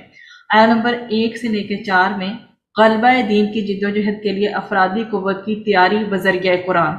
ان آیات میں اللہ کی 4 شانیں اور انہی کے مطابقت سے نبی اکرم صلی اللہ علیہ وسلم کے 4 وظائف بیان کیے گئے۔ اللہ بادشاہ حقیقی ہے اور نبی اکرم صلی اللہ علیہ وسلم اس کے فرامین آیات کی صورت میں لوگوں کو سناتے ہیں۔ اللہ پاکیزہ ہستی اور آپ صلی اللہ علیہ وسلم قرآن کے ذریعے لوگوں کا تزکیہ کر رہے ہیں۔ اللہ زبردست ہے اور آپ صلی اللہ علیہ وسلم اس کے احکامات لوگوں تک پہنچا رہے ہیں۔ اللہ حکمت والا ہے اور آپ صلی اللہ علیہ وسلم لوگوں کو اللہ کا عطا کردہ دین حکمت کے ساتھ جو ہے وہ دین حکمت سکھاتے ہیں۔ نبی اکرم صلی اللہ علیہ وسلم کو ان جو 4 چیزیں ذکر کی گئیں یہ اللہ سبحانہ وتعالیٰ نے قرآن کے ذریعے عطا کی۔ تلاوات آیات جو ہیں اس سے لوگوں کو متوجہ کیا گیا، جو متوجہ ہوئے ان کے دلوں میں قرآن اتار کر ان کا تزکیہ کیا۔ اب جب ان میں اللہ کی محبت اور فکر آخرت پیدا ہوئی تو انہیں اللہ کے احکامات سکھائے گئے۔ بعد ازاں احکامات کی سمجھ سکھا کر انہیں دین کے لیے ہر قربانی دینے کی خاطر ثابت قدم کر دیا گیا۔ اس طریقہ کار سے وہ حزب اللہ تیار ہوئی جس نے آپ صلی اللہ علیہ وسلم کا ساتھ دے کر محض 21 ایئرز کے ٹائم پیریڈ میں دین حق کو غالب کر دیا۔ آج بھی ہمیں غلبہ دین حق کے ساتھ اسی طریقے سے ہم کر سکتے ہیں۔ جو نبی کریم صلی اللہ علیہ وسلم نے ایک طریقہ قائم کیا، یہی وہ چیز ہے جو آگے ہمیں بھی کامیابی کے راستے پر لے کے جائے گی۔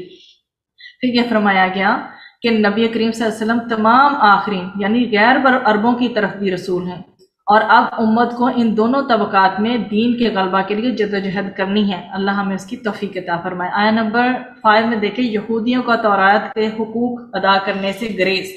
اللہ نے یہود کو تورات عطا فرمائی اور ان پر لازم کیا کہ وہ تورات پر عمل اور اس کے احکامات کے نفاذ اور تبلیغ کی ذمہ داریاں ادا کریں گے۔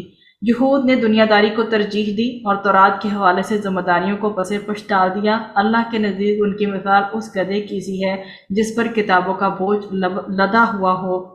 بے شک اللہ کی کتاب کے حقوق نہ ادا کرنے والے ظالم ہیں، اور ان کی مثال گدھے سے بھی بدتر ہے۔ بدقسمتی سے آج یہی جرم ہم مسلمانوں کا قرآن کے حوالے سے ہے۔ اللہ ہمیں قرآن حکیم پر صدقے دل سے ایمان لانے، اس کی تلاوت کرنے، اسے سمجھنے، اس کے احکامات پر عمل کرنے اور دوسروں تک پہنچانے کی توفیق عطا فرمائے۔ آیت نمبر 6 اور سے لے کر 8 میں دیکھیں کہ بگڑی ہوئی امت کی خوشکن خواہشات۔ جو امت اللہ کی کتاب کے حوالے سے اپنی ذمہ داریاں ادا نہ کرے وہ آخرت میں اپنے اس جرم کی سزا سے بچنے کے لیے خوشکن خواہشات کا سہارا لیتی ہے۔ یہودی کلیم کرتے تھے کہ ہم اللہ کے لاڈلے اور محبوب ہیں، اللہ ہمیں ہرگز عذاب نہ دے گا۔ ان آیات میں انہیں گریبان میں جھانکنے کی دعوت دی گئی۔ کہا گیا کہ اگر اللہ کے اتنے ہی چہیتے ہو تو دنیا میں طویل زندگی کے خواہش مند کیوں ہو؟ موت کی آرزو کرو تاکہ جلد اپنے محبوب حقیقی سے جا ملو۔ آگاہ کیا گیا کہ یہودی موت کی کبھی آرزو نہیں کریں گے۔ وہ اندر سے جانتے ہیں کہ انہیں موت کے وقت اور بعد میں اپنے جرائم کی سزا کا سامنا کرنا ہوگا۔ وہ یہ جان لیں کہ موت سے کتنا ہی دور رہنا چاہیں، وہ اپنے وقت پر آ کر رہے گی۔ پھر وہ اللہ کی عدالت میں پیش ہوں گے جو ان کے ظاہری و پوشیدہ اعمال سے واقف ہے۔ پھر لازماً انہیں اپنے اعمال کی جواب دہی کرنا ہوگی اور اپنے کیے کا خمیازہ بھگتنا ہوگا۔ آج امت مسلمہ کے ذہنوں میں بھی کافروں کے مقابلے میں برتر ہونے کا ایک احساس ہے۔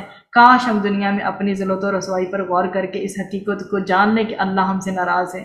آج ہم بھی یہود کی طرح کن چیزوں کا شکار ہو چکے ہیں کہ ہمیں دنیا کی زندگی عزیز اور موت کا خوف ہے، اور دوسری قومیں ہمیں برباد کرنے پہ تلی ہیں۔ نبی کریم صلی اللہ علیہ وسلم کا اس کے بارے میں ارشاد بھی ملتا ہے باقاعدہ کہ اندیشہ ہے کہ دیگر اقوام تمہارے خلاف اقدام کے لیے ایک دوسرے کو ایسے دعوت دیں گی جیسے ایک کھلانے والی اپنے دسترخوان کی طرف بلاتی ہے۔ پوچھا ایک پوچھنے والے نے، کیا اس روز ہم تعداد میں کم ہوں گے؟ آپ صلی اللہ علیہ وسلم نے فرمایا، بلکہ تم اس روز بڑی تعداد میں ہوگے، لیکن تم اس جاگ کی مانند ہوگے جیسا جاگ سیلاب کے پانی پر آ جاتا ہے۔ اللہ تمہارے دشمنوں کے دلوں سے تمہارا رعب نکال دے گا اور تمہارے دلوں میں خوف پیدا کر دے گا۔ پھر ایک پوچھنے والے نے پوچھا کہ اے اللہ کے رسول صلی اللہ علیہ وسلم، یہ وہن کیا ہے، یہ خوف کیا ہے؟ آپ صلی اللہ علیہ وسلم نے فرمایا دنیا سے محبت اور موت سے نفرت۔ تو اللہ سبحانہ وتعالیٰ سے دعا ہے کہ ہمیں دنیا کے مقابلے میں آخرت کو ترجیح دینے اور اس کی تیاری کی توفیق عطا فرمائے۔ پھر 9 سے لے کر 10 میں احکامات ہیں کہ جمعہ کی پہلی اذان کے بعد کاروبار کو جو نہ کرنے کی ممانعت ہے۔ ان آیات میں حکم دیا گیا کہ جمعہ کے دن جب اجتماع جمعہ کے لیے اذان دی جائے تو ہر قسم کا کاروبار روک دو اور تیزی کے ساتھ خطبہ جو جمعہ کا ہے اس کو سننے کے لیے جامعہ مسجد کی طرف روانہ ہو جاؤ۔ جید علماء کا فتویٰ ہے کہ جمعہ کے روز پہلی اذان سے لے کر نماز جمعہ تک کے اختتام تک کاروبار کرنا حرام ہے، البتہ نماز جمعہ کے بعد کاروبار کرنے کی اجازت ہے۔ اللہ ہمیں پورے اہتمام اور مسنون آداب کے ساتھ اجتماع جمعہ میں شرکت اور اس میں خطبہ میں جو بھی ہدایات دیتی ہیں ان کو سننے کی توفیق عطا فرمائے اور استفادہ کرنے کی توفیق عطا فرمائے۔ آیت نمبر 11 کی طرف ہے کہ اللہ کے انعامات تجارت اور کھیل تماشا سے بہتر ہیں۔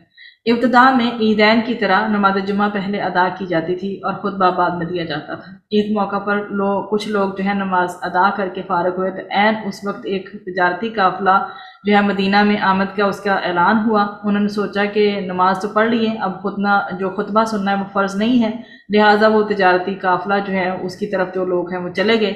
اللہ نے اس پر متوجہ فرمایا کہ خطبہ جمعہ کی بھی وہی اہمیت ہے جو نماز کی ہے۔ پورے آداب کے ساتھ خطبہ سننے کے جو انعامات ہوں گے وہ تجارت اور دنیا کے کھیل تماشوں سے بہتر ہیں۔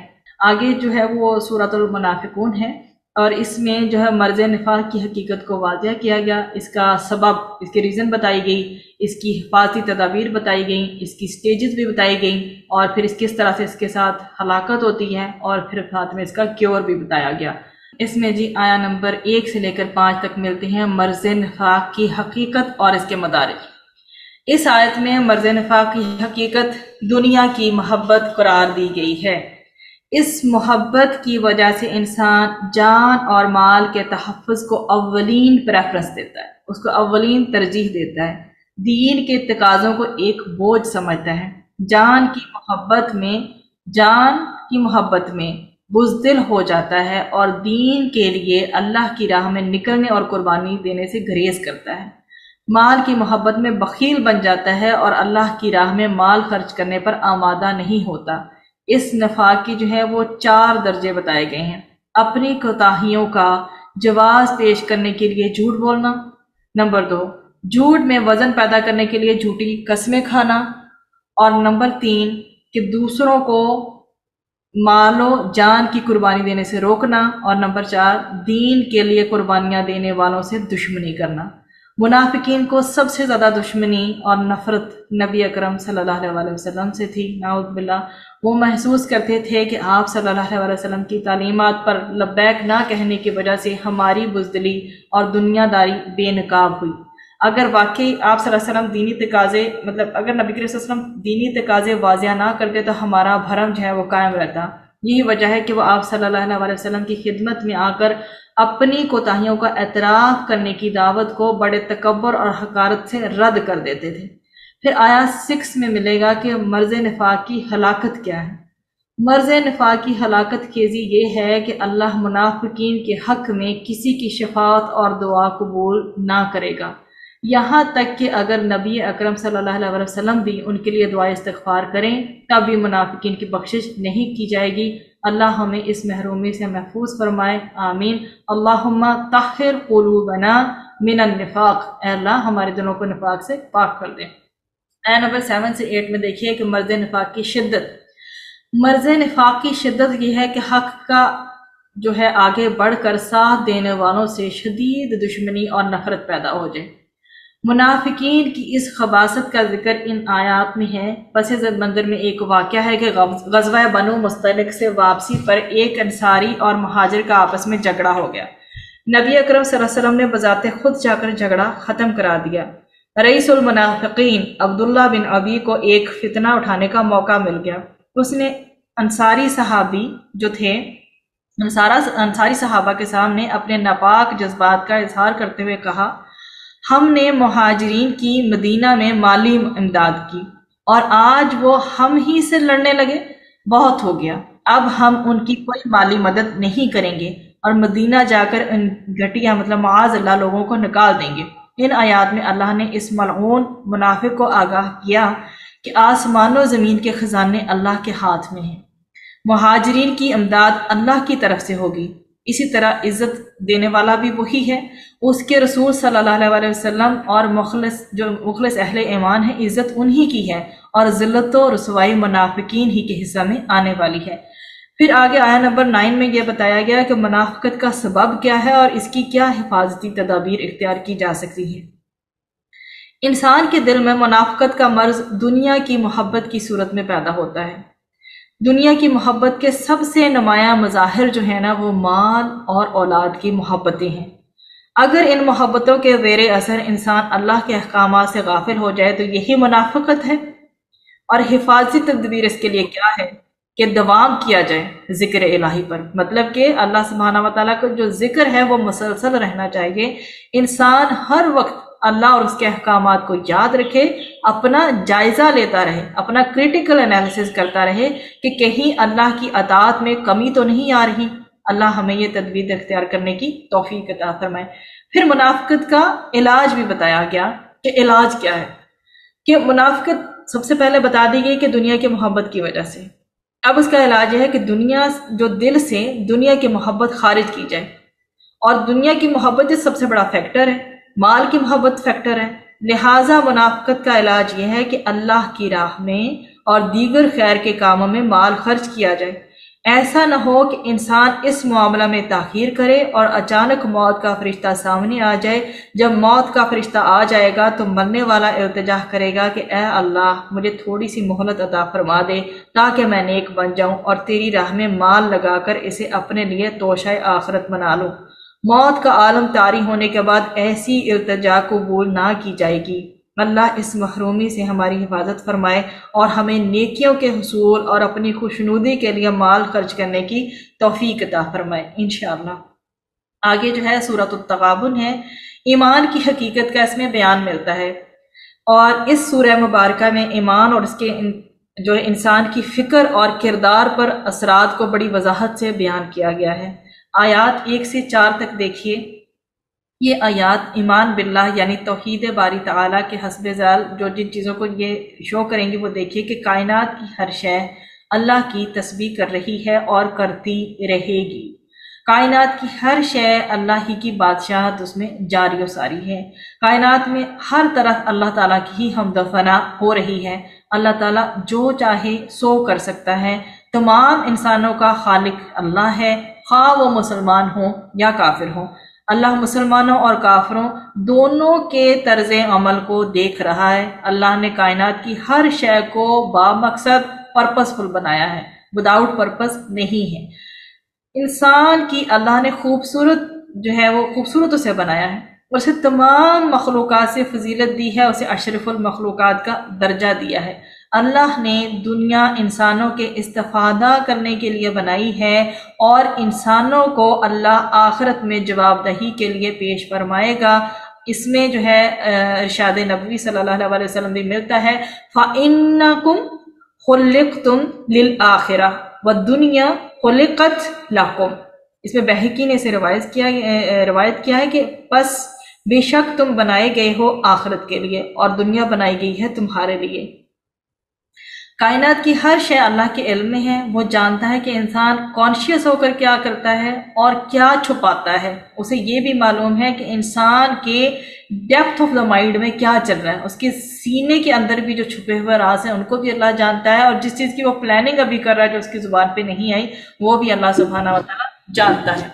پھر آیت نمبر 5 to 6 کی طرف آیت کے سابقہ قومیں رسولوں پر ایمان کیوں نہ لائیں۔ ان آیات میں سابقہ قوموں کی داستانوں کی طرف اشارہ ہے جن پر دنیا میں عذاب آئے، آخرت میں بڑا عذاب ان پر آنے والا ہے۔ ان کے پاس ان کے رسول واضح تعلیمات لے کر آئے تھے، انہوں نے اعتراض کیا کہ یہ رسول کیسے ہو سکتے ہیں، اور رسولوں کی دعوت سے رخ پھیر لیا۔ تو اللہ سبحانہ وتعالیٰ نے کیا کیا کہ ان کو عذاب کے ساتھ مبتلا فرمایا۔ اللہ سبحانہ وتعالیٰ ہمیں اس طرح کی گمراہی سے محفوظ فرمائے۔ پھر آیت نمبر 7 میں یہ معلوم ہوتا ہے کہ قیامت ضرور آئے گی۔ اس آیت میں نبی کریم صلی اللہ علیہ وسلم کو حکم دیا گیا کہ وہ اپنے رب کی قسم کھا کر اعلان کر دیں کہ تمام انسانوں کو ضرور روز قیامت زندہ کیا جائے گا، اور ان میں سے ہر ایک کو بتا دیا جائے گا کہ اس دنیا میں کیا کچھ ہے۔ کافروں کے لیے نبی اکرم صلی اللہ علیہ وسلم کا قسم کھا کر ایک حقیقت بیان کرنا حجت تھا، کیونکہ وہ آپ صلی اللہ علیہ وسلم کو صادق تسلیم کرتے تھے۔ ایک سچے انسان کا قسم کھا کر کوئی حقیقت بیان کرنا جو ہے وہ کیا کہلاتا ہے، اس میں یہ بتایا گیا ہے کہ نبی کریم صلی اللہ علیہ وسلم کیوں قسم کھا کر اس چیز کا اعلان کر دیں کہ مطلب کہ وہ جب آلریڈی بتا چکے ہیں اس چیز کے بارے میں کہ ضرور روز قیامت زندہ کیا جائے گا اور حقیقت بتا دی گئی ہے، پھر اس کے باوجود جو ہے وہ کافر ان کو زیادہ مجبور کیوں کر رہے ہیں۔ یہ جو حقیقت اس طرح بیان کی جائے گی وہ دلیل خطابی کہلائے گی۔ ہار اور جیت کا اصل دن جو ہے وہ آیا نمبر 8 سے لے کر 10 تک ہے۔ ان آیات میں اسی چیز کے بارے میں بتایا گیا کہ اللہ جو رسول صلی اللہ علیہ وسلم نور ہدایت ہے اور انہوں نے ہمارے لیے قرآن حکیم جو ہے وہ لے آئے ہیں۔ دنیا کی کامیابی عارضی ہے اور یہاں کی جو ناکامی ہے وہ بھی وقتی ہے۔ ہار اور جیت اور نفع نقصان کا اصل جو دن ہے وہ روز قیامت ہے۔ ایمان لا کر جو اچھے عمل کرنے والے ہیں اس روز کامیاب ہوں گے اور ہمیشہ ہمیشہ کی جنت کی نعمتوں میں داخل کیے جائیں گے۔ اس کے برعکس جو ایمان نہ لانے والے اس روز ناکام قرار پائیں گے اور ابدی جہنم کی جو سزا ہے اس کا سامنا ان کو کرنا پڑے گا۔ پھر ایمان کے فکر و عمل پر اثرات آ جاتے ہیں 11 سے لے کر 13 تک۔ جو خوش نصیب انسان کا جو دل ہے وہ نور ایمان سے منور ہو جائے اور اس کے فکر اور طرز عمل میں ایمان کے حسب ذات جو ہے آپ کو ثمرات نظر آئیں گے۔ ان میں اس پر جو بھی حالات وارد ہیں وہ انہیں اللہ کی طرف سے سمجھتا ہے، کامیابی پر اتراتا نہیں ہے اور ناکامی پر جو ہے وہ واویلا نہیں کرتا اور اللہ کے ہر فیصلہ میں راضی رہتا ہے۔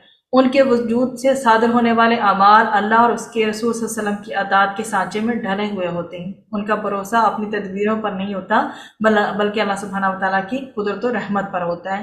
پھر آگے اگر آیا نمبر 14 سے 15 تک دیکھا جائے تو بندہ مومن کا رشتہ داروں اور مال سے تعلق۔ بندہ مومن جانتا ہے کہ بیوی اور اولاد کی محبت اس کے لیے مزین کر دی گئی ہے اور بڑی نزاکت کی حامل ہے۔ یہ محبت اگر حد سے بڑھ جائے تو اللہ کی نافرمانی تک لے جاتی ہے، لہٰذا وہ بیوی اور اولاد کے تعلق سے انتہائی محتاط ہوتا ہے، خود کو اللہ کی نافرمانی سے بچاتا ہے اور ایک خوشگوار ماحول پیدا کر کے بیوی اور اولاد کو بھی اللہ کے راستے کی طرف بلانے کی کوشش کرتا ہے۔ وہ مال اور اولاد کو سرمایہ نہیں بلکہ ایک امانت سمجھتا ہے جس کے بارے میں اسے اللہ کے ہاں جواب دہی کرنی ہے۔ ان کی خاطر ایسا کام نہیں کرتا جو اللہ کو ناراض کرتے۔ وہ جانتا ہے کہ اعتماد مال اور اولاد پر نہیں اللہ پر کرنا چاہیے۔ اللہ کے در سے انسان کبھی مایوس نہیں ہوتا۔ مال کسی بھی وقت ہاتھ سے چھینا جا سکتا ہے، اولاد بھی بے وفائی کر سکتی ہے۔ یہ چیزیں اس کے دماغ میں ہمیشہ ہوتی ہیں۔ جو آخری اس کی 2 آیات ہیں ان کو دیکھیے۔ ان آیات میں اہل ایمان کو عمل کر کے جو عمل کے حوالے سے جو ایڈوائزز دی گئی ہیں وہ یہ ہیں کہ اللہ کی نافرمانی سے امکانی حد تک بچو، صاحب امر کے ہر ایسے حکم کو مانو سنو جو شریعت کے خلاف نہ ہو، اپنی آخرت سنوارنے کے لیے بھلائی کے کاموں میں مال خرچ کرو، نفس کی ہر کمزوری اور خواہش سے بچنے کی کوشش کرو، ایسا کرنے والے ہی کامیاب ہوں گے۔ اللہ کے دین کی تبلیغ اور غلبہ کے لیے مال خرچ کرو، یہ مال اللہ کے ذمہ قرض ہے جو وہ تمہیں بڑھا چڑھا کر لوٹائے گا اور تمہارے گناہوں کو بھی معاف فرما دے گا۔ اللہ سبحانہ و تعالی ہمیں ان سب اعمال کو کرنے والا بنائے۔ پھر سورہ طلاق جو ہے وہ شروع ہو جاتی ہے اور اس میں جو ہمیں بتایا گیا آیا نمبر 1 سے لے کر 3 تک کہ عدت جو ہے وہ شوہر کے گھر میں پوری کی جائے گی۔ طلاق دینے کے بعد عدت کی مدت کو پورا کیا جائے اور اس دوران طلاق یافتہ خاتون شوہر کے گھر میں قیام کرے، نہ وہ خود نکلے اور نہ ہی اسے نکالا جائے۔ ہاں اگر کوئی خاتون کھلی بے حیائی کے مرتکب ہو اور اسے گھر کا ماحول خراب ہو تو پھر اسے نکالا جا سکتا ہے۔ عدت شوہر کے گھر میں گزارنے کی حکمت یہ ہے کہ بیوی سامنے ہو تو شاید شوہر کو اپنی غلطی کا احساس ہو جائے اور وہ رجوع کر لے یا بیوی کسی طرح اسے رجوع کی طرف مائل کر لے۔ اس سے یہ بات ظاہر ہو گئی کہ 1 یا 2 طلاقیں دی جائیں تاکہ عدت کے دوران رجوع کا امکان باقی رہے۔ عدت کی مدت پوری ہونے کو آئے تو اب فیصلہ کر لیا جائے آیا رجوع کرنا ہے یا علیحدگی اختیار کرنی ہے۔ اگر رجوع کا ارادہ ہو تو 2 گواہوں کی موجودگی میں یہ فیصلہ کیا جائے کہ گھر کے جملہ معاملات کی اصل روح تقوی یعنی خدا خوفی اور آخرت میں جواب دہی کا احساس ہے۔ تو جو تقوی اختیار کرتا ہے اللہ اس کے لیے مشکلات میں آسانی کی راہ نکال دیتا ہے، اسے وہاں سے رزق اور نعمتیں دیتا ہے جہاں سے گمان تک نہ ہو۔ اللہ جو چاہے سو کر سکتا ہے، لہٰذا ہمیں اس پر بھروسہ کرنا چاہیے۔ پھر آیا نمبر 4 to 5 میں بتایا گیا کہ عدت کی مدت کیا ہوگی۔ طلاق یافتہ خاتون کی عدت 3 ایام ماہواری ہے، البتہ جن خواتین کا یہ سلسلہ ابھی شروع نہیں ہوا یا ختم ہو چکا ہو ان کی عدت 3 ماہ ہے۔ حاملہ خاتون کی عدت بچہ کی پیدائش تک ہے۔ جو لوگ ان معاملات میں تقوی کی روش اختیار کریں گے اللہ ان کے لیے آسانیاں پیدا فرما دے گا، ان کی خطائیں معاف فرما دے گا اور انہیں شاندار اجر سے نوازے گا۔ پھر عدت کے دوران عورت کے ساتھ کیسا سلوک کرنا ہے، اس کی جو ہمیں رولنگز ملتی ہیں 6 سے لے کر 7 میں۔ یہ آیات شوہر کو ہدایت دی جا رہی ہیں اس کو کہ عدت کے دوران خاتون کو وہی فیسلٹیز دو جن سے شوہر خود جو ہے فیسیلیٹیٹ ہو رہا ہو، کہ جو سہولیات آپ خود اپنے لیے یوز کر رہے ہیں وہ اپنی بیوی کو بھی پرووائڈ کرو، انہیں ذہنی یا جسمانی تکلیف نہ دو۔ حاملہ ہوں تو بچے کی پیدائش تک ان کی تقویت کے لیے خصوصی انفاق کیا جائے، مطلب خرچے کا بندوبست کیا جائے۔ اگر وہ بچے کو دودھ پلانے پر راضی ہوں تو انہیں مناسب معاوضہ دیا جائے۔ اگر خاتون بچہ کو دودھ پلانے پر راضی نہ ہو یا اس حوالے سے کوئی اور مشکل ہو تو باہمی مشاورت سے کسی اور خاتون کی خدمات لی جا سکتی ہیں۔ اخراجات کے حوالے سے شوہر پر پابندی اپنی مالی حیثیت کے مطابق ہوگی، جیسی مالی کنڈیشن اس کی ہے ویسی ہی سہولیات یا فیسلٹیز وہ اپنی متعلقہ خاتون کو فراہم کرے گا۔ آیا نمبر 8 سے لے کر 10 میں نافرمانوں کا انجام بتایا گیا ہے کہ ماضی میں جن قوموں نے اللہ کے احکامات کی نافرمانی کی اللہ نے ان کی شدید پکڑ کی اور آخرت میں بھی انہیں بدترین عذاب دیا جائے گا۔ عقل مندی کا تقاضا یہ کہ ہر معاملے میں اللہ کی نافرمانی سے بچا جائے، خاص طور پر نکاح اور طلاق اور خاندانی معاملات جن میں اللہ تعالیٰ نے تفصیلی ہدایات دی گئی ہیں، ان میں اللہ تعالیٰ کی اطاعت کا، ان کی اوبیڈینس، اللہ سبحانہ تعالیٰ کی اوبیڈینس کا خاص خیال رکھا جائے۔ اس کے بعد آیا نمبر 11 میں ہے کیا صرف جو قرآن ہے ہدایت کے لیے کافی نہیں ہے؟ یہ آیت اس چیز کو کمپلیٹلی طور پہ واضح کر رہی ہے کہ ہدایت قرآن کی واضح آیات اور رسول اکرم صلی اللہ علیہ وسلم کی عملی مثال کا مجموعہ ہے۔ ہم قرآن کی ہدایت کو سمجھنے کے لیے رسول اکرم صلی اللہ علیہ وسلم کے ارشادات اور سنت کے محتاج ہیں۔ اللہ کے رسول صلی اللہ علیہ وسلم نے قرآن کی واضح آیات کے ذریعے اہل ایمان کا تزکیہ کیا اور انہیں گمراہی کے اندھیروں سے نکال کر ہدایت کے نور تک پہنچا دیا۔ جن خوش نصیبوں کو یہ سعادت مل رہی ہے، یعنی وہ قرآن و سنت سے فیض یاب ہو رہے ہیں، وہی نیک بخت جنت کی ابدی نعمتوں سے سرفراز ہوں گے۔ اللہ سبحانہ وتعالیٰ ہمیں بھی ان سعید اور سعادت مند لوگوں میں شامل فرمائے۔ آیا نمبر 12 اس میں اس چیز کا ذکر کیا گیا ہے، قرآن میں 7 زمینوں کا ذکر کیا گیا ہے۔ اس آیت میں یہ بتایا گیا کہ اللہ نے جس طرح 7 آسمان بنائے ہیں اسی طرح 7 زمینیں بھی تخلیق فرمائی ہیں۔ ان سب کے لیے اللہ نے ایک ضابطہ بنایا ہے، وہ ان سب کے لیے معاملات کی تدبیر فرماتا ہے اور ان معاملات کے بارے میں فیصلے نازل فرماتا ہے۔ ان حقائق سے رہنمائی حاصل ہوتی ہے کہ اللہ تعالیٰ بے شمار قدرت والا ہے، بے مثال قدرت کا اختیار رکھتا ہے، اس کا علم جو ہے وہ لامحدود وسعتوں تک پھیلا ہوا ہے۔ سورہ ملک میں بھی آیا نمبر 3 کے مطابق 7 آسمان تہ بتہ ہیں، اگر 7 زمینیں بھی ان کی مثل ہیں تو اس سے یہ تصور پیدا ہوتا ہے کہ شاید ایک آسمان کی بیرونی سطح کسی دوسرے آسمان کے لیے زمین ہو، جیسے یہ مطلب کوئی بہت سارے فلورز کی کوئی عمارت ہوتی ہے، اس طرح سے اس کی اگزامپل دی گئی ہے۔ پھر سورہ تحریم جو ہے وہ شروع ہو جاتی ہے۔ اس سورہ مبارکہ میں خاندانی زندگی کے حوالے سے شوہر، بیوی اور سربراہ خاندان کو جو ہدایات دی گئی ہیں اس کا تذکرہ ہے۔ اگر آیا نمبر 1 سے لے کر 2 میں دیکھیں، اس آیت میں دور نبوی صلی اللہ علیہ وسلم کا ایک خاص واقعہ بیان کیا گیا ہے کہ آپ صلی اللہ علیہ وسلم نے بعض ازواج مطہرات رضی اللہ تعالی عنہ کی دلجوئی کے لیے ایک خاص قسم کے شہد کو استعمال نہ کرنے کی قسم کھا لی۔ اللہ نے آپ صلی اللہ علیہ وسلم کو متوجہ فرمایا کہ کیوں ازواج کو خوش کرنے کے لیے اللہ کی حلال کردہ ایک نعمت کو اپنے اوپر حرام کر رہے ہیں۔ ایسا نہ ہو کہ آپ صلی اللہ علیہ وسلم کی محبت میں امت بھی اس حلال نعمت کا استعمال ترک کر دے۔ آپ صلی اللہ علیہ وسلم کو اپنی قسم توڑ دینی چاہیے۔ قسم توڑنے کا کفارہ سورۃ المائدہ 89 میں پہلے بیان ہو چکا ہے، انشاءاللہ اس کو کل جو ہے میں ذکر فرما دوں گی، ابھی جو ہے وہ بہت زیادہ ٹائم ہو گیا تو آگے بڑھتے ہیں۔ اس واقعے سے شوہر کے لیے ایک خاص رہنمائی فراہم ہوتی ہے، وہ رہنمائی یہ ہے کہ اللہ نے مرد کے لیے عورت کی محبت کو مزین فرما دیا ہے۔ ممکن ہے اس محبت سے مغلوب ہو کر کوئی شوہر اپنی بیوی کو خوش کرنے کے لیے شریعت کے احکامات کا پاس نہ کرے، تو اللہ نے ان آیات کو ذریعہ ہدایت بنایا کہ اللہ کے احکامات کو ترجیح دو اور کوئی محبت اس ترجیح کو، اس پریفرنس کو تبدیل نہ کر پائے۔ آیت نمبر 3 سے لے کے 4 تک دیکھیے کہ بیوی کے لیے کیا ہدایات دی گئی۔ نبی اکرم صلی اللہ علیہ وسلم نے اپنی ایک زوجہ کو کوئی راز کی بات بتائی، انہوں نے وہ راز ایک دوسری زوجہ کو بتا دیا۔ اللہ نے وحی کے ذریعے آپ صلی اللہ علیہ وسلم کو آگاہ کر دیا کہ آپ صلی اللہ علیہ وسلم کا راز افشا کر دیا گیا ہے۔ آپ صلی اللہ علیہ وسلم نے اپنی زوجہ سے جب اس کا شکوہ کیا تو انہوں نے ناگواری کا اظہار کیا، پھر ان زوجہ نے بھی ناراضگی ظاہر کی جنہیں پہلی زوجہ نے راز کی بات بتائی تھی، تو غالباً انہیں شکایت کی تھی کہ راز کی بات پر مجھے براہ راست نبی صلی اللہ علیہ وسلم نے کیوں نہیں بتائی، ان کو یہ شکوہ تھا۔ اللہ نے ان آیات میں دونوں ازواج کو اس روش پر توبہ کرنے کی تلقین کی، ساتھ ہی ان پر یہ واضح کر دیا کہ اگر انہوں نے نبی اکرم صلی اللہ علیہ وسلم سے ناراضگی جاری رکھی تو جان لیں کہ آپ صلی اللہ علیہ وسلم تنہا نہیں ہیں، آپ صلی اللہ علیہ وسلم کا مددگار اللہ ہے۔ پھر تمام فرشتے اور صحابہ کرام رضی اللہ عنہم بھی آپ صلی اللہ علیہ وسلم کے ساتھی ہیں۔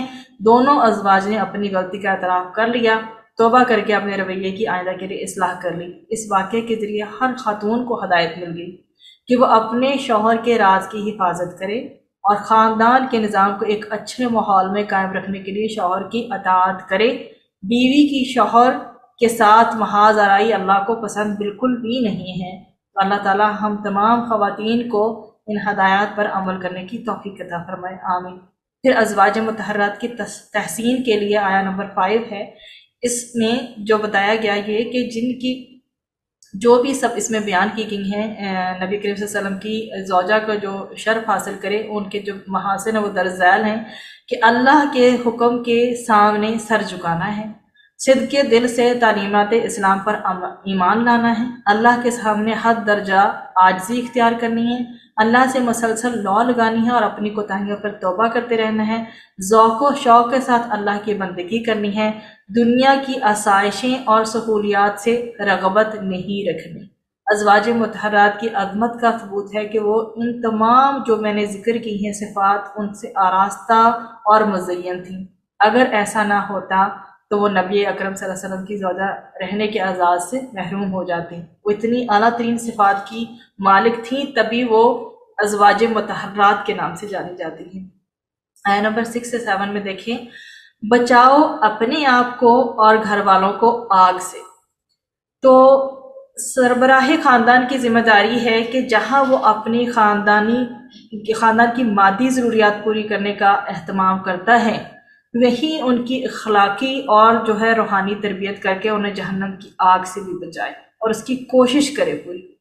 اس کے لیے سب سے پہلے اس نے خود کیا کرنا ہے کہ خود عمل کر کے اپنی ذات کو ایک نمونہ بنائے، اس کے ساتھ ساتھ گھر والوں کو ان جرائم سے بچنے کی تلقین کرے جو جہنم کی آگ میں لے جانے والے ہیں۔ بلا شبہ بہت سارے جرائم ہیں، لیکن ان میں سے کچھ ذکر کرتے ہیں جیسے شرک ہے، بدعت ہے، حرام خوری کی مختلف صورتیں ہوتی ہیں، جنسی بے راہ روی ہے اور عبادت کی ادائیگی سے غفلت ہے، دینی ذمہ داریاں ادا کرنے سے گریز کرتے ہیں کچھ لوگ، حقوق العباد میں کمی کوتاہی کرتے ہیں، وغیرہ وغیرہ، یہ سب چیزیں اس میں شامل ہیں۔ آخرت میں سربراہ خاندان سے اپنے گھر والوں کی تربیت کے بارے میں باز پرس ہوگی، مطلب باز پرس ہوگی، اس سے پوچھا جائے گا۔ رسول اکرم صلی اللہ علیہ وسلم کا اس بارے میں ہمیں ارشاد بھی ملتا ہے کہ کلکم راعٍ وکلکم مسئول عن رعیتہ۔ تو اس میں بخاری اور مسلم نے اس کو روایت کیا کہ جان لو تم میں سے ہر ایک نگران ہے اور اس کو اس کے ماتحت لوگوں کے بارے میں سوال ہوگا کہ ممکن ہے آج ہم نرمی اور محبت میں اولاد کو گناہوں کے اعتبار سے ڈھیل دے رہے ہوں، لیکن ایسا کرنا ان سے دشمنی ہے۔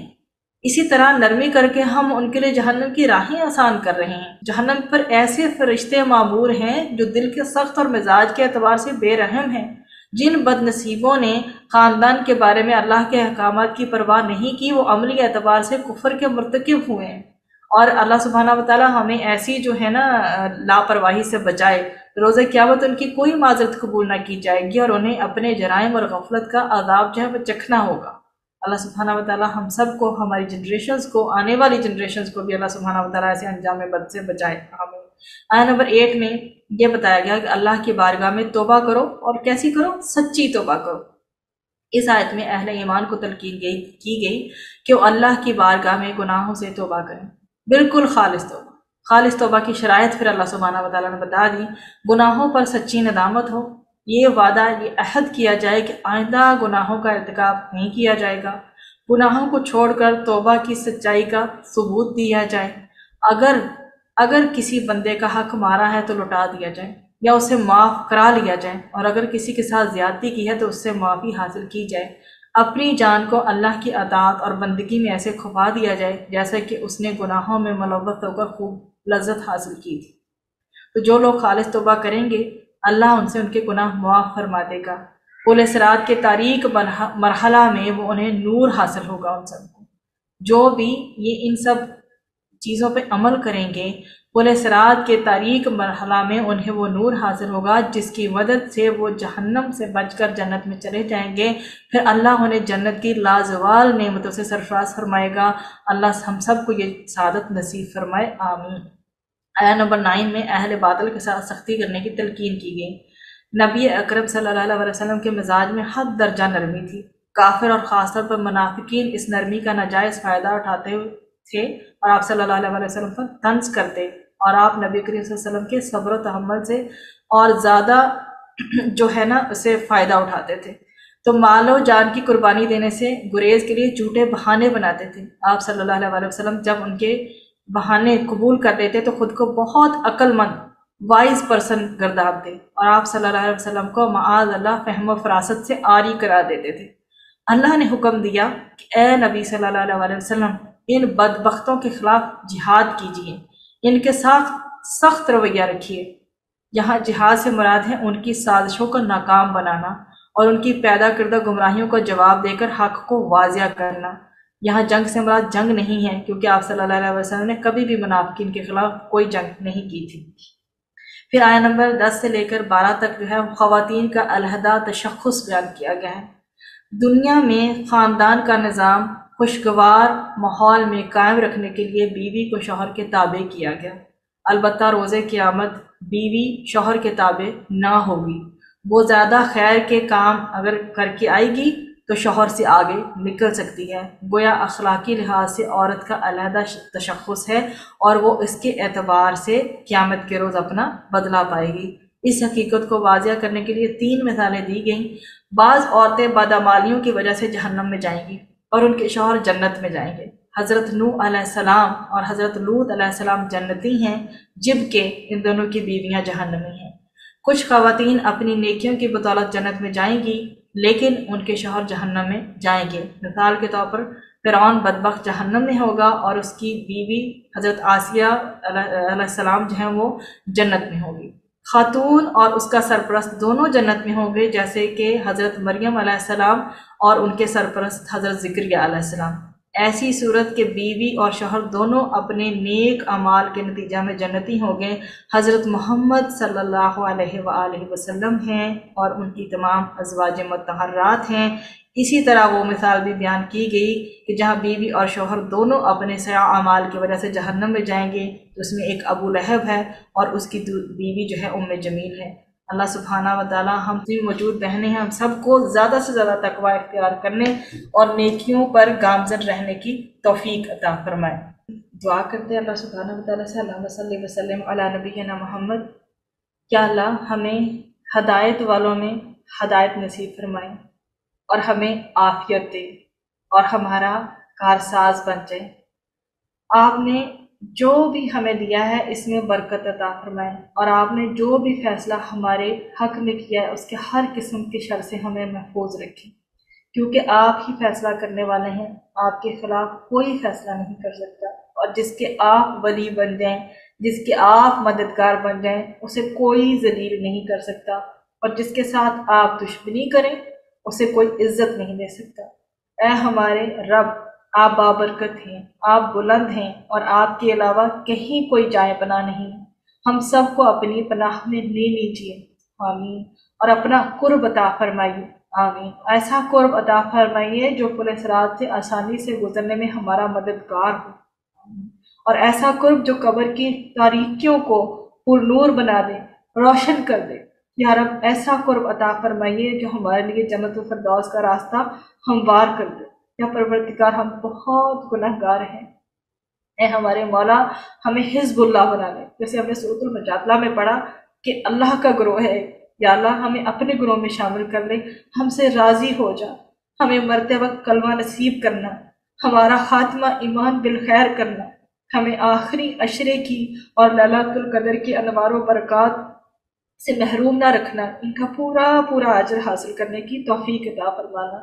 یا رب، یا رحیم، یا کریم، یا عظیم، ہماری سب دلی اور جائز حاجات کو پورا فرمانا، جو مانگا ہے وہ عطا فرمانا، اور جو نہیں مانگا وہ بھی عطا فرمانا۔ یا رب، یا رحیم، یا کریم، ہم آپ سے دعا کرتے ہیں، آپ جو نبی کریم صلی اللہ علیہ وسلم نے آپ سے مانگا ہم اس سب کی التجا کرتے ہیں، اور جس سے نبی کریم صلی اللہ علیہ وسلم نے پناہ مانگی ہے ہم ان سب چیزوں سے پناہ مانگتے ہیں۔ آمین یا رب العالمین۔ آخر دعوانا ان الحمد للہ رب العالمین۔ سبحانک اللہم و بحمدک، نشہد ان لا الہ الا انت، نستغفرک و نتوب الیک۔